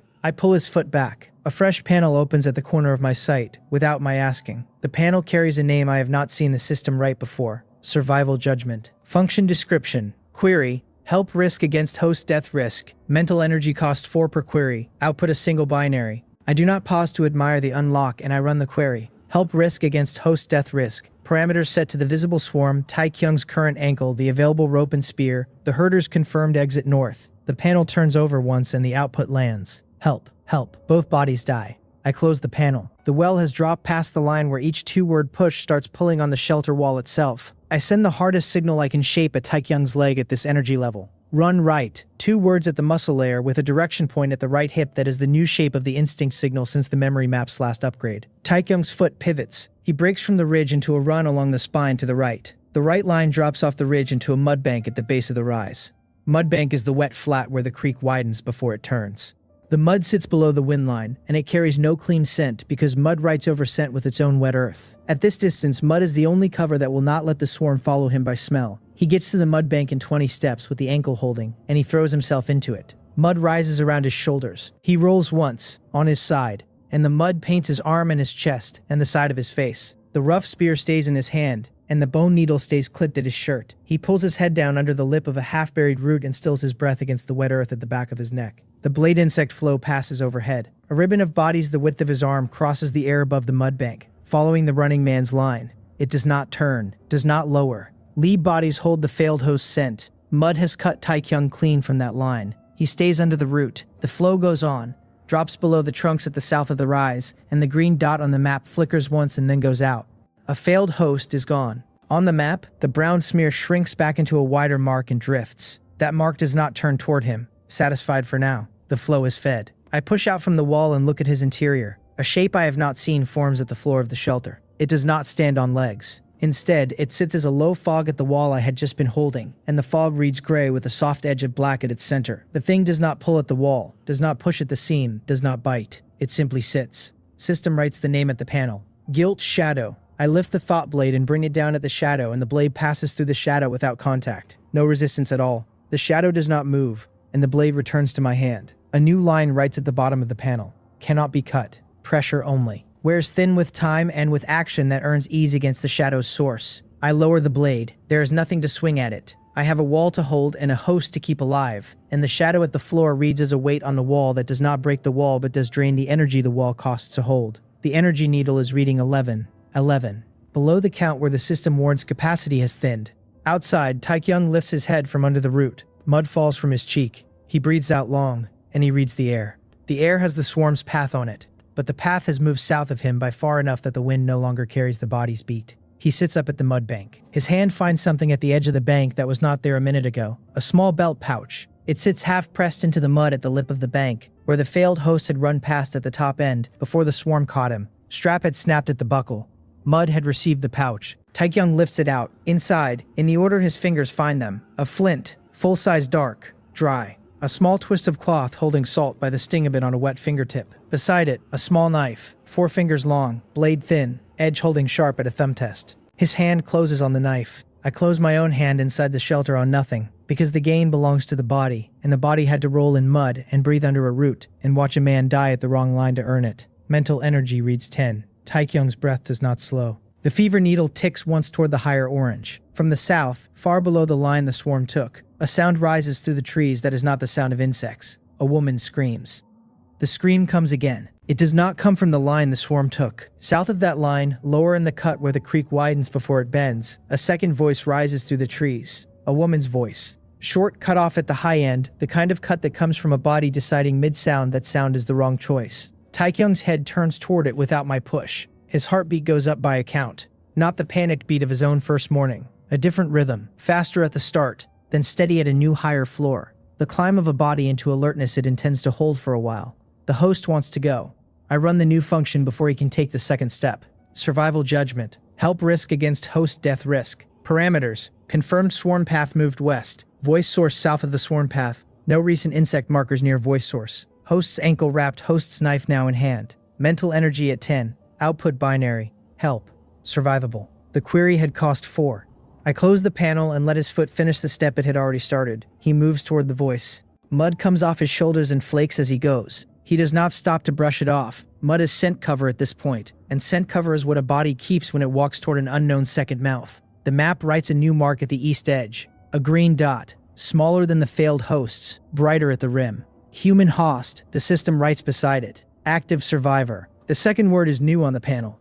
Active means the brain inside that host's skull still has someone holding the wall. Taekyung's body covers the distance through a thinner band of trees at the slope's lower edge. The ground here drops in a series of shelves, and on the third shelf the trunks open into a wider cut, where 2 roots have grown across the gap in the slope at chest height, and the roots have braided. They make a long sloped bridge over the cut, soft with old moss at the top, slick at the underside. A figure stands on the bridge. She holds the higher root with her good hand.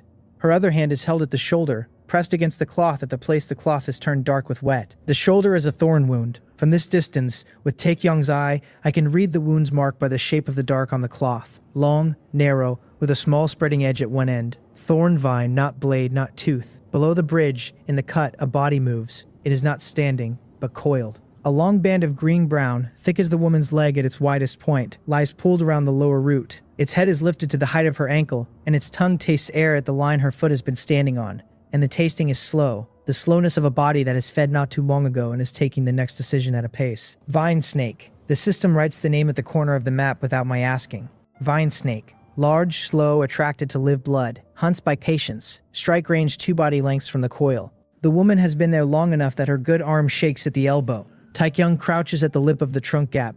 She has not seen him yet. Her eye is on the snake while her foot reads the bridge for footing in small increments. Each time her foot moves, it sets down a fraction differently than the last set down, and the differences are not random. Someone inside her brain is calling footing. I do not look further at that. Her survivor is not my business. My business is the wall I hold and the body that holds me. The wall reads thin, and the body reads tired. Mental energy reads 6. A new shape forms at the floor of the shelter, brighter than the panic worms that have moved through the shelter since the first morning. Larger at the shoulders. It stands on legs, and the legs end in soft pads that do not click on the floor. Its color is a warm copper at the chest and a dull gray at the back, and the warm copper part beats with the same rhythm as Taekyung's heart. The system writes the name. Protective Panic Beast. A new line under the name. Subtype of panic. Activated by host instinct to protect non-self body within visual range. Cut at heart removes protective instinct, while cut at leg slows protective recklessness without removing instinct. I read the line once and lift the blade. Heart cut would mean Taekyung does not move to help her. I do not want that. His desire to help is a clean instinct, and the instinct will be useful later. I take the legs. The blade comes down at the inside of the beast's front knee, and its leg buckles. Its chest goes to the floor, and its head stays up. The protective instinct stays, but the recklessness drops. Mental energy reads 4. Outside, Taekyung pulls the smoked mushroom strips from the inner pocket of his shirt. He had wrapped 4 at the dungeon hollow exit yesterday. 3 remain. Smoke had concentrated their meat and fat into a tight band sharper than fresh blood at distance, and the snake's tongue reads the world in scent before heat. Taekyung breaks 1 strip with his teeth. He tosses the broken half past the snake. The half lands at the far end of the bridge's lower root, 2 body lengths from the snake's coil, on the side opposite the woman's foot. Through the cut, the smell carries, and the snake's tongue stills. Its head turns toward the new scent. He tosses the second half a foot further. The snake's head follows. Its coil moves once. The body slides forward a hand's width along the lower root, in the direction of the strip, and the woman's eye has caught the throw. Her head turns to find the source. She sees Taekyung at the gap. Her shoulders drop a finger, and her good hand tightens on the root above her. Taekyung pulls the hemp rope from his belt. His hand knots a slip knot. He had practiced the knot at the dungeon hollow the night before with the bone needle as a hook stand-in. The loop slides smooth. He He flips it twice in the air to test the weight at the open end, steps to the lip of the trunk gap, and throws. The loop lands across the woman's good arm at the elbow. She catches it with the same hand and slips it over her wrist and pulls it tight against the heel of her hand. Her good arm shakes harder at the elbow. The wound at her shoulder has been bleeding under the cloth for long enough that the muscle on the good side is paying the cost of holding her weight. Taekyung sets his feet at two roots that have grown across each other at the lip of the gap. He takes the rope in both hands, and he lowers his weight. The pull. She steps off the bridge with her good foot first. The bridge under her flexes once, and the flex sends a small vibration along the lower root, and the snake's coil rises a hand's width with the vibration. Its head lifts from the strip, and its tongue tastes the new air. She does not stop. Her second foot leaves the bridge. The rope takes her weight. Taekyung pulls. Her body comes across the gap in 3 short slides. The first slide lands her at the edge of the trunk gap on her good knee. The second pulls her chest over the lip, and the third pulls her clear and onto the moss at his feet. Its head finishes its reed. It strikes. 2 body lengths cleared in the time of 1 breath. The head clears the bridge and crosses the gap at the same height the woman's hip had crossed it a moment before. Her hip is gone from that height. The space the strike was aimed at is empty. Taekyung's body is not at the same height as her hip had been. His body is at the floor. The snake's head, having committed to its strike, cannot adjust the angle in the air, and the strike completes at the empty space where she had been, and the head passes through and over Taekyung's bent back, and the underside of the jaw clears his shoulder by a hand's width. His spear comes up. The rough spear, with its iron bar tip and its hemp rope binding and its sharpened branch shaft, comes up under the snake's jaw at the moment the jaw is at the top of its strike arc. Its iron point drives in at the soft place under the lower jaw, at the join where the throat meets the head, and it holds. The snake's body twists, and the shaft bends and does not break. Hemp binding creaks and holds. The iron point grinds against bone at the inner side of the lower jaw, and the bone gives a fraction, enough that the point sets deeper, and the body twists harder. Taekyung holds the shaft. His knuckles whiten on the wood. The snake whips back along the lower root, and the motion pulls the point out sideways, taking a long strip of soft tissue with it.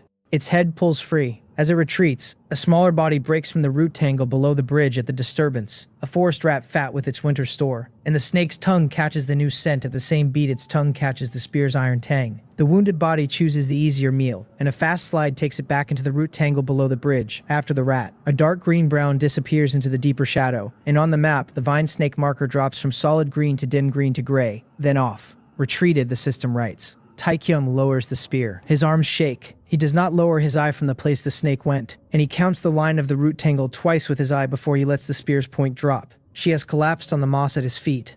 Her good hand is on the rope at her wrist, and her bad arm is across her chest, the cloth at the shoulder gone darker with the new bleed the rope pull had opened. She breathes in fast and even. The breath of a body that knows the worst has just passed and is letting itself work hard at the next breath because the next breath is the first one it can afford to take. Taekyung kneels beside her. He sets the spear down at his right, then pulls the small knife from the new pouch. With it, he cuts a length from the bottom of his shirt and folds it into a thick square. The square goes against her shoulder, above the cloth she already holds, and he presses. Her good hand comes up to his wrist. It does not push him away, and it rests on his wrist. The fingers do not grip. They just sit. Her eye finds his face, and her mouth moves at a small phrase that the wind catches, and that the cut at the slope's lower edge holds inside its own walls long enough that Taekyung hears the shape of it. The shape is a name, then a thank, then nothing else. She does not give the name as her own, but as a name a person uses to greet a person whose face they have just decided is not a threat. Taekyung does not answer with words. Inside the shelter, the protective panic beast has gone back to its corner. The cut at its leg has held, and the shelter wall has stayed sealed. She lets go of his wrist. Her good hand reaches for the small travel kit at her own hip. The kit is a soft bag leather, worn at the corners, tied at the top with a double knot. Her fingers undo the knot one-handed in 3 quick pulls that her muscles know without her having to look at them. The bag opens at the top. Inside, in tight bundles, sit small leaves. Dark green, narrow, with a pale vein down the center. Beside them, a darker bundle of dried brown stems with red tips. Below those, 3 small pouches of cloth. I opened the memory map and put Taekyung's read of the leaves against the safe mushroom mark's growing list of plant signatures. The list does not contain the dark green, narrow leaves. It does not contain the brown stems with red tips, nor the pouch's contents, which his eye cannot read from outside the cloth. She knows what she is doing. Her face says so, and her hand does not hesitate at the bundles. She is reading them by shape before she opens them. The shape of her hand at the bag is the shape of a hand that has opened that bag many times under harder conditions than this one. His heartbeat is still up at the higher floor. He has not let it down yet. I do not push it down for him. Some hearts need the high floor for a few more minutes after a fight, and pushing the floor down too soon costs more energy than letting the body find its own settle. I stay at the wall and watch the corner where the protective panic beast had sat. The beast holds at the corner. Its leg is not healed. The woman lifts the dark green leaves out of the bag with 2 fingers. She turns to Taekyung and holds the leaves up to his forehead, where his fever has been climbing in slow orange ticks all day, and her eye on his eye holds the question of whether he will let her place them there. Taekyung nods once. It is a small movement. Her hand reads it, and her 2 fingers place the dark green leaves against the high orange center of his forehead, where the fever has been highest, and her palm presses lightly to hold them there. The leaf meat is cold against the skin, and the cold reads through his skin in 2 beats. First beat goes to the temple. Second beat goes down the side of the cheek and into the jaw. The jaw muscle, which has been locked at low tension since the snake retreated, unlocks a fraction. Taekyung's breath comes out longer. Inside, the fever moths that have been crowding at the corner of the shelter wall step back a fraction. I do not know what is in the leaves, and I do not need to. The body's response is the reed. Whatever the leaves carry, his blood is taking it through the skin layer and into the small vessels of the forehead at the rate of a slow draw. The status panel ticks once. Fever needle drops from high orange to mid-orange. She keeps her palm on the leaves. I count of 40. I hold the wall at the corner the moths had been at. The wall reads sealed, and the moths thin further. By the count of 60, the fever needle drops a second time, mid-orange to low orange. 2 orange ticks down in less than an hour. The map writes a small marker beside the leaves. Behind it, the system has filed the leaf shape and the leaf scent and the leaf color and the body's response, and it has added a green dot to the safe mushroom marks list with a new tag, Host, Medicine, Fever. That mark has been earned by the leaves' work, not by my reading. She removes the leaves from the forehead and lays them on a piece of cloth at her knee. From the brown stem bundle, she takes 1 stem and breaks it. The red tip cracks in her fingers and releases a small bead of dark red sap. She places the sap directly into the wound at her own shoulder under the cloth she has been holding, and she sets her jaw at the sting of it. Her shoulder muscle does not move during the placement, which means she has done this with this exact stem before. 2 more marks add to the safe mushroom marks list. The brown stem with red tip sap reads, Host Medicine, Wound. From a separate small pouch, she takes 3 pale brown grains and holds them out on her palm. 3 grains, small as rice. The status panel does not ping, and the system does not write a tag. She places the 3 grains under her tongue herself, swallows once with a head tilt, and shows the empty palm. Then she holds the same 3 grains out toward Taekyung. He looks at them. I run a partial query. The grains read in shape and color to no berry on the map's known poison list. They do not read to any mushroom on the safe list either, and they are new. I do not block him from taking them. He takes them, puts them under his tongue the way she had done, waits the same count, and swallows. 5 beats later, the hunger amber on the status panel ticks down 1. Not by much, but by some. The grains are food. Concentrated. Hers. She picks up the dark green leaves from the cloth at her knee and folds them inside the cloth in a tight square and places the square into one of her pouches. The brown stem with red tips gets the same treatment. Her bag closes, and she ties the double knot one-handed in 3 pulls. Then she sits back on her heels at the moss. Her face stays low. She has not given her name out loud. I have not heard the host hear it from her, and I cannot read her brain for it. But the way her hands have moved at the bag, the way her foot is set down on the bridge, the careful arrangement at which she does each small thing, has the rhythm of a name in it that the system has been holding back from showing me. The map updates without my asking. A small line writes beside the green active survivor dot. Host. Yunhara. The system has decided that the contact is real enough that the name belongs on the panel. Below the name, a second line. Survivor profile unavailable. The system does not give me her brain's tenant. Whoever sits inside her shelter is not on my map, and will not be on my map. The rule is sealed both ways. I file the name beside the green dot. She is Yunhara. Outside, Taekyung makes the first sound he has made since the scream. Not a word. A clearing of his throat. He gestures to the leaves with 1 finger and dips his head once, which is his way of thanking when his mouth has not chosen to use words yet. She returns the dip.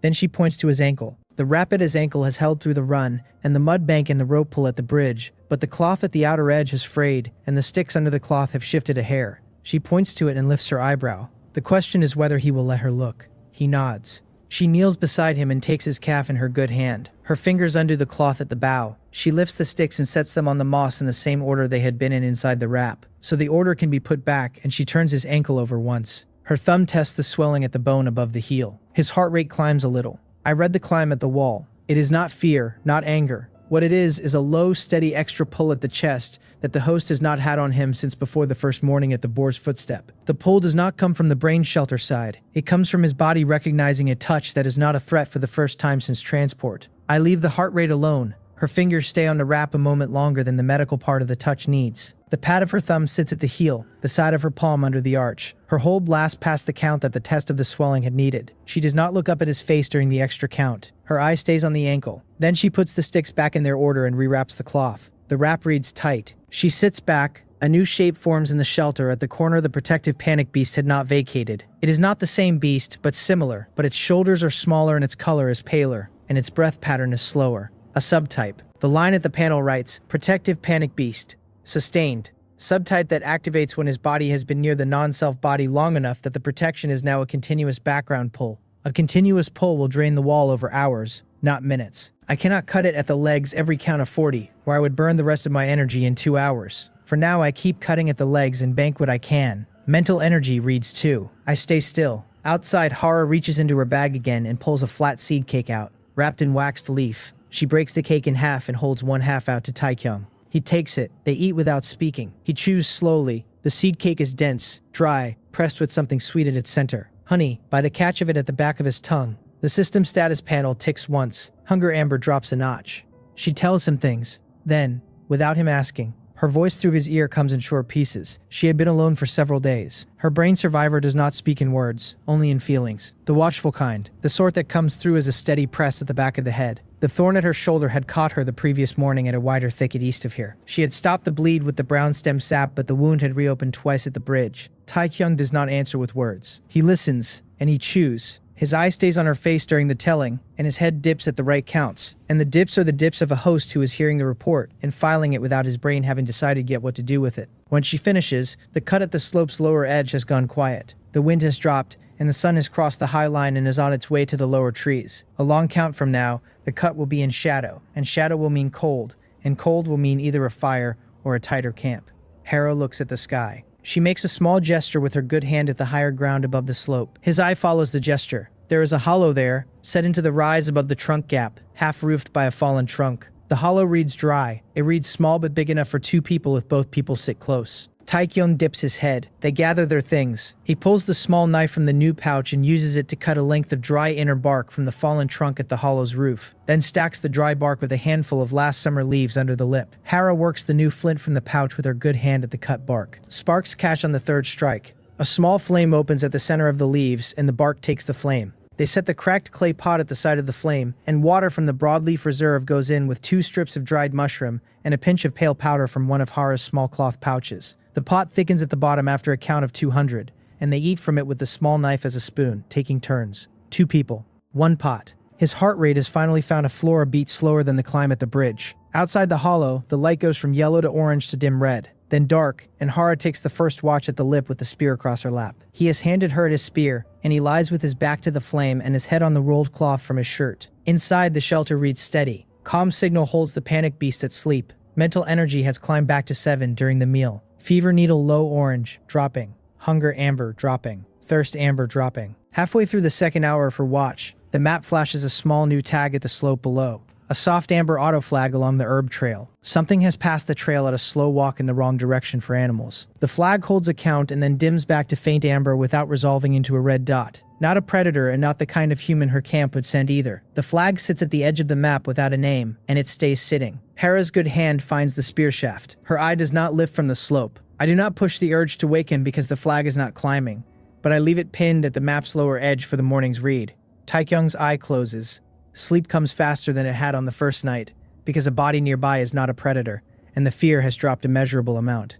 Inside the closing dream, the gate cracks open. The crack opens onto a place that is not the Nightmare Hollow. It is calmer at the gate. There is no pupil at the far side. The shape of the dream's first room is the hollow they are sitting in, but seen at a softer focus, a memory of the place rather than the place itself. A flame at the center is there. The pot is there. Hara is at the lip with the spear. There is no monster at the gate. I stand at the gate's threshold and I listen. A new sound moves at the back of the dream room. Not a footstep, not a breath. Something quieter than either. A low hum at the back of a quiet room. I do not know what it is yet, but the gate does not crack open onto a hunter tonight. The gate has opened onto something else.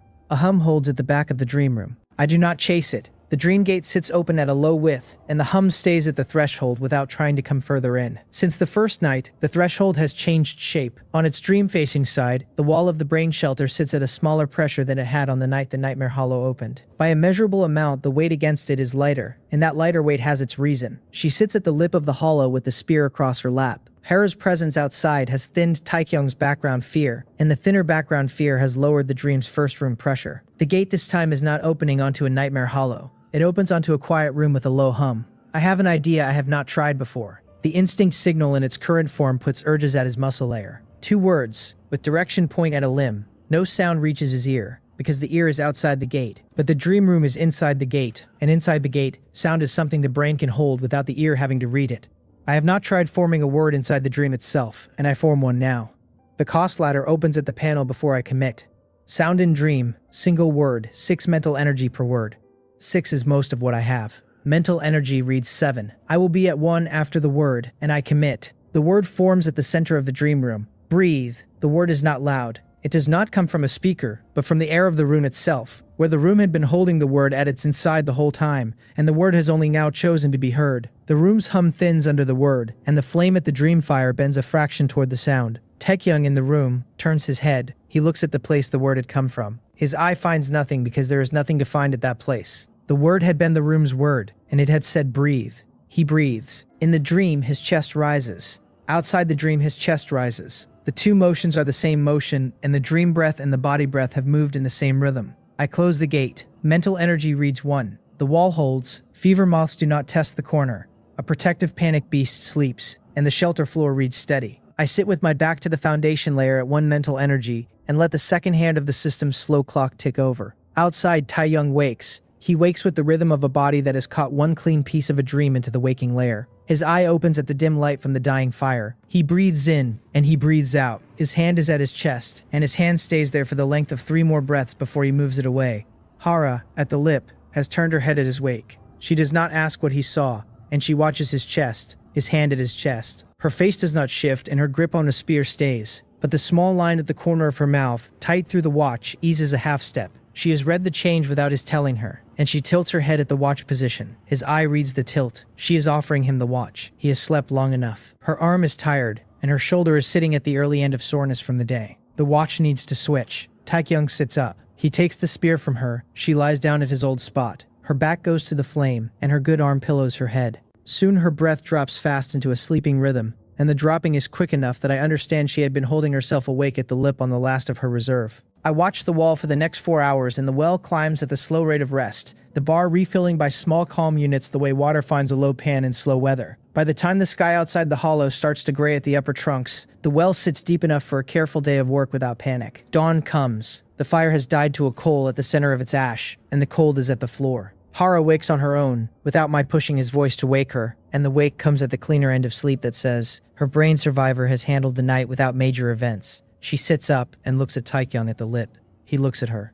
Neither speaks. She reaches for the cracked clay pot and pours a thin pour of the broadleaf water into it, drops 2 pieces of dried mushroom in, sets it on the live coal, and stirs with a small knife. While the water heats, they break camp. His body moves better at the morning than it had the previous morning. The wrap at the ankle holds, and the fever needle reads pale orange at the lower end. Hunger amber. Thirst amber. Dropping. The well runs a careful middle, and the room around my edge feels wider than it did at the bottom of the night. They eat from the pot. Hara gestures to the rise above the hollow. She makes a climb with her good hand at the air. A higher rocky ridge runs the length of the slope above the hollow, at the height of 2 trees over their heads. The ridge will put the ground predators below them. His body agrees with the reed.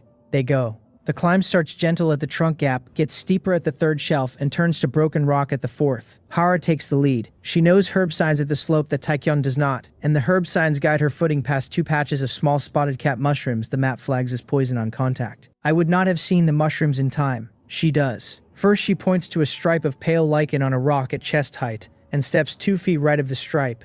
Next, a stem with a small spiral leaf at the next shelf, and she steps 3 feet left. She does not explain. Her footwork explains. His body follows her line. The well holds steady at the middle, with the bar refusing to drift either way while the body climbs the shelf. Above us, the rocky stretch begins at the 4th shelf, and the rocks here are sized between a fist and a head. They sit loose on a base of older rock. Some sit tight and some shift at a touch. The lineup is not obvious because the climb has to choose between tight rocks at a steeper line and loose rocks at a shallower line. Hara picks the steeper line at the tight rocks. She climbs to a ledge at the height of her shoulders, turns at the ledge, and reaches the rope down to Taekyung. The rope is the same hemp rope from the bridge. He takes it and goes up at the steeper line at the tight rocks behind her. The ankle holds, and he gains the ledge. Above the ledge, a wider rock face climbs at a sharper angle for another 4 heights of a man.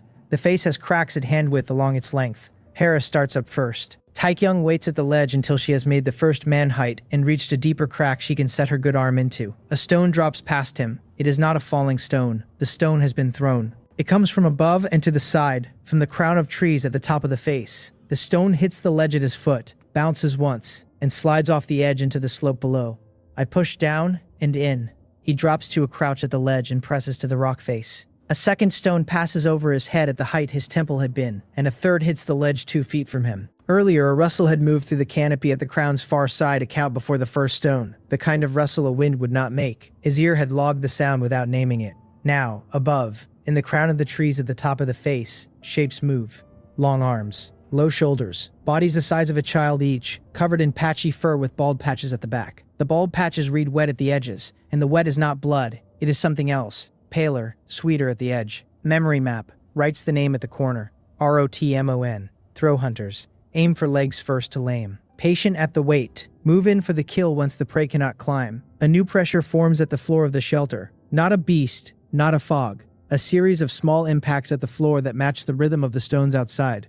Each stone that lands outside puts a small mirror impact at the shelter floor at the same time. The system writes a name at the panel as the third stone lands. Impact echoes. Cut each one as it forms. They do not stack and they do not sustain, but left uncut, each echo thins the floor at one point. I lift the thought blade. The first echo lands at the center of the floor. I bring the blade down at its edge. The echo splits and fades, and the blade returns to my hand at low cost, with only a soft thinning at the rim of the well.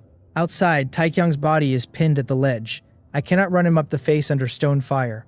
The face has cracks, but the cracks are at the wrong heights for a fast climb. His ankle would roll on a fast climb. The rope above him is anchored at Hara's good arm, and the good arm cannot pull him up while she is also pinned at the deeper crack. A new function opens at the panel without my asking.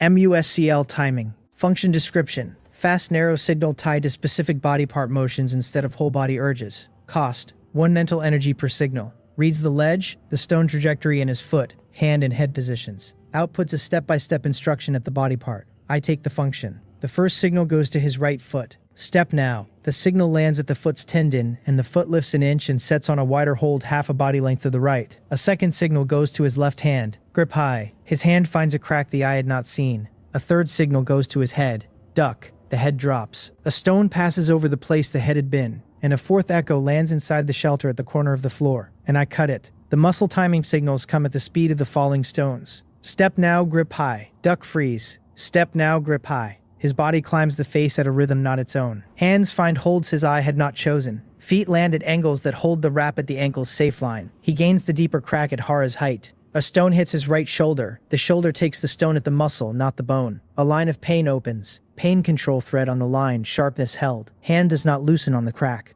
I cut a third echo. He reaches up at her with one hand. She passes him the spear. He holds the spear flat across his chest, and the flat of the iron tip catches the next stone that comes at his temple. The stone bounces off the flat with a sharp ring, and the shaft does not bend. 2 more stones come. He catches one with the flat. The second hits the rock at his hip. Above, the monkeys shift in the crown, and the lead body chitters at a lower note. Their throw rate slows, a shift that reads as a decision being made among them. I push the next set of signals fast. Step now. Grip high. Pull. He goes up. She has braced herself in the crack with her good arm at the rope and her feet at 2 ledges. And as he pulls on the rope, she takes his weight in 3 short pulls, the same 3 pulls she had given him from the bridge but in the opposite direction. He clears the face, his chest comes over the top of the rocky ridge, his knees find the flat at the crown, and his head ducks under the lowest crown branch. He rolls onto the flat. The monkeys throw 2 more stones at the empty face below, then they go quiet. I cut the last echo at the shelter floor and lower the blade. A new function opens at the panel without my asking. The system has weighed the last hour of fast events at the host, the protective beast at sustained pull, the panic worms at the snake, and now the impact echoes across the rock face, and it has decided I have earned a wider tool.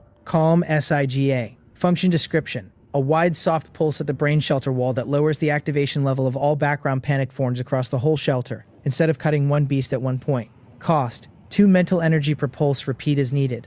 I push the first pulse low and steady. The wave reaches the corner where the sustained protective panic beast sits. Its shoulders drop and its breath pattern slows further. The pull at the wall thins and the wall reads sealed at a steadier line. Mental energy reads 8. Hara is at his side.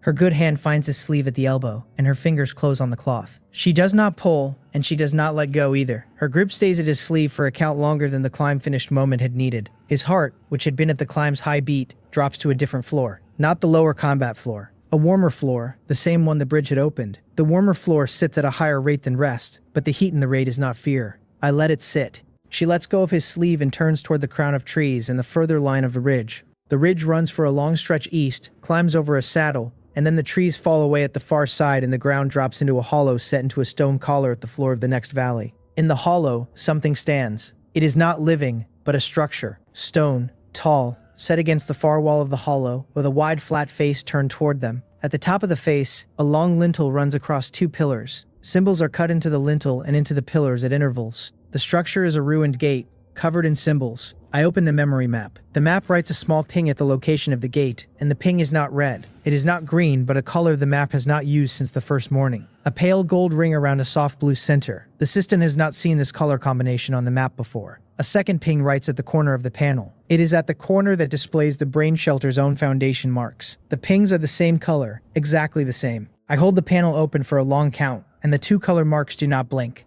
The gate at the bottom of the valley reads in the same pale gold ring and soft blue center as the foundation marks of the shelter I have been holding since the first morning. And those marks have been on the shelter floor the whole time, and I had read them as system decoration. They are not decoration. Outside, Taekyung crouches at the crown of the ridge above the saddle. Hara crouches at his shoulder. Her good hand has come off his sleeve, but her fingers stay at a finger's width from the cloth, where the heat at the cloth has not faded since the last grip. She points at the gate below and makes a small shape with her good hand that suggests structure, weight, age. Her face does not give a name to the shape. The map writes nothing further at the gate beyond the color, and the system has the color but it does not have the words. Hera speaks at a low pitch. His ear holds her words inside the cut at the back of the saddle. She tells him the stone of the gate does not read as forest stone. The cut of the lintel does not read as forest cut. Its symbols are not the symbols any forest people she has seen have used. In shape and proportion, the gate is older than the bodies the survivors have been given. Its architecture is pre-forest, before transport, before the survivors entered the brains.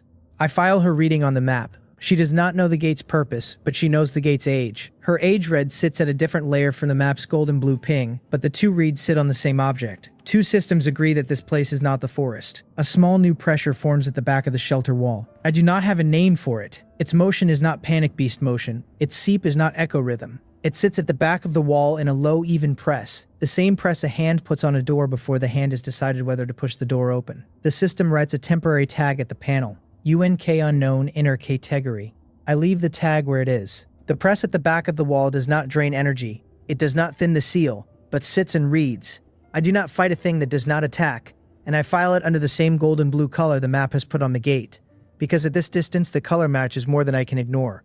Outside, the sun reaches the lower trees on the far side of the valley. The light at the gate's stone face turns to a long amber, and the symbols on the lintel pull longer shadows. From the ridge crown, the symbols are too far to read at the level of stroke. The shapes are clear enough for the map to copy, and the map has copied them into the corner of the panel. I cross-check the copied shapes against the brain shelter's floor. The shapes on the floor are smaller, set into the foundation layer at the joints where the wall meets the floor at four corners. There are 7 shapes total at the foundation. Each shape sits at a corner or a midpoint, and each shape has been there since the first morning, sitting at the foundation under what I had taken for decoration. 4 of the 7 shapes match symbols on the gate.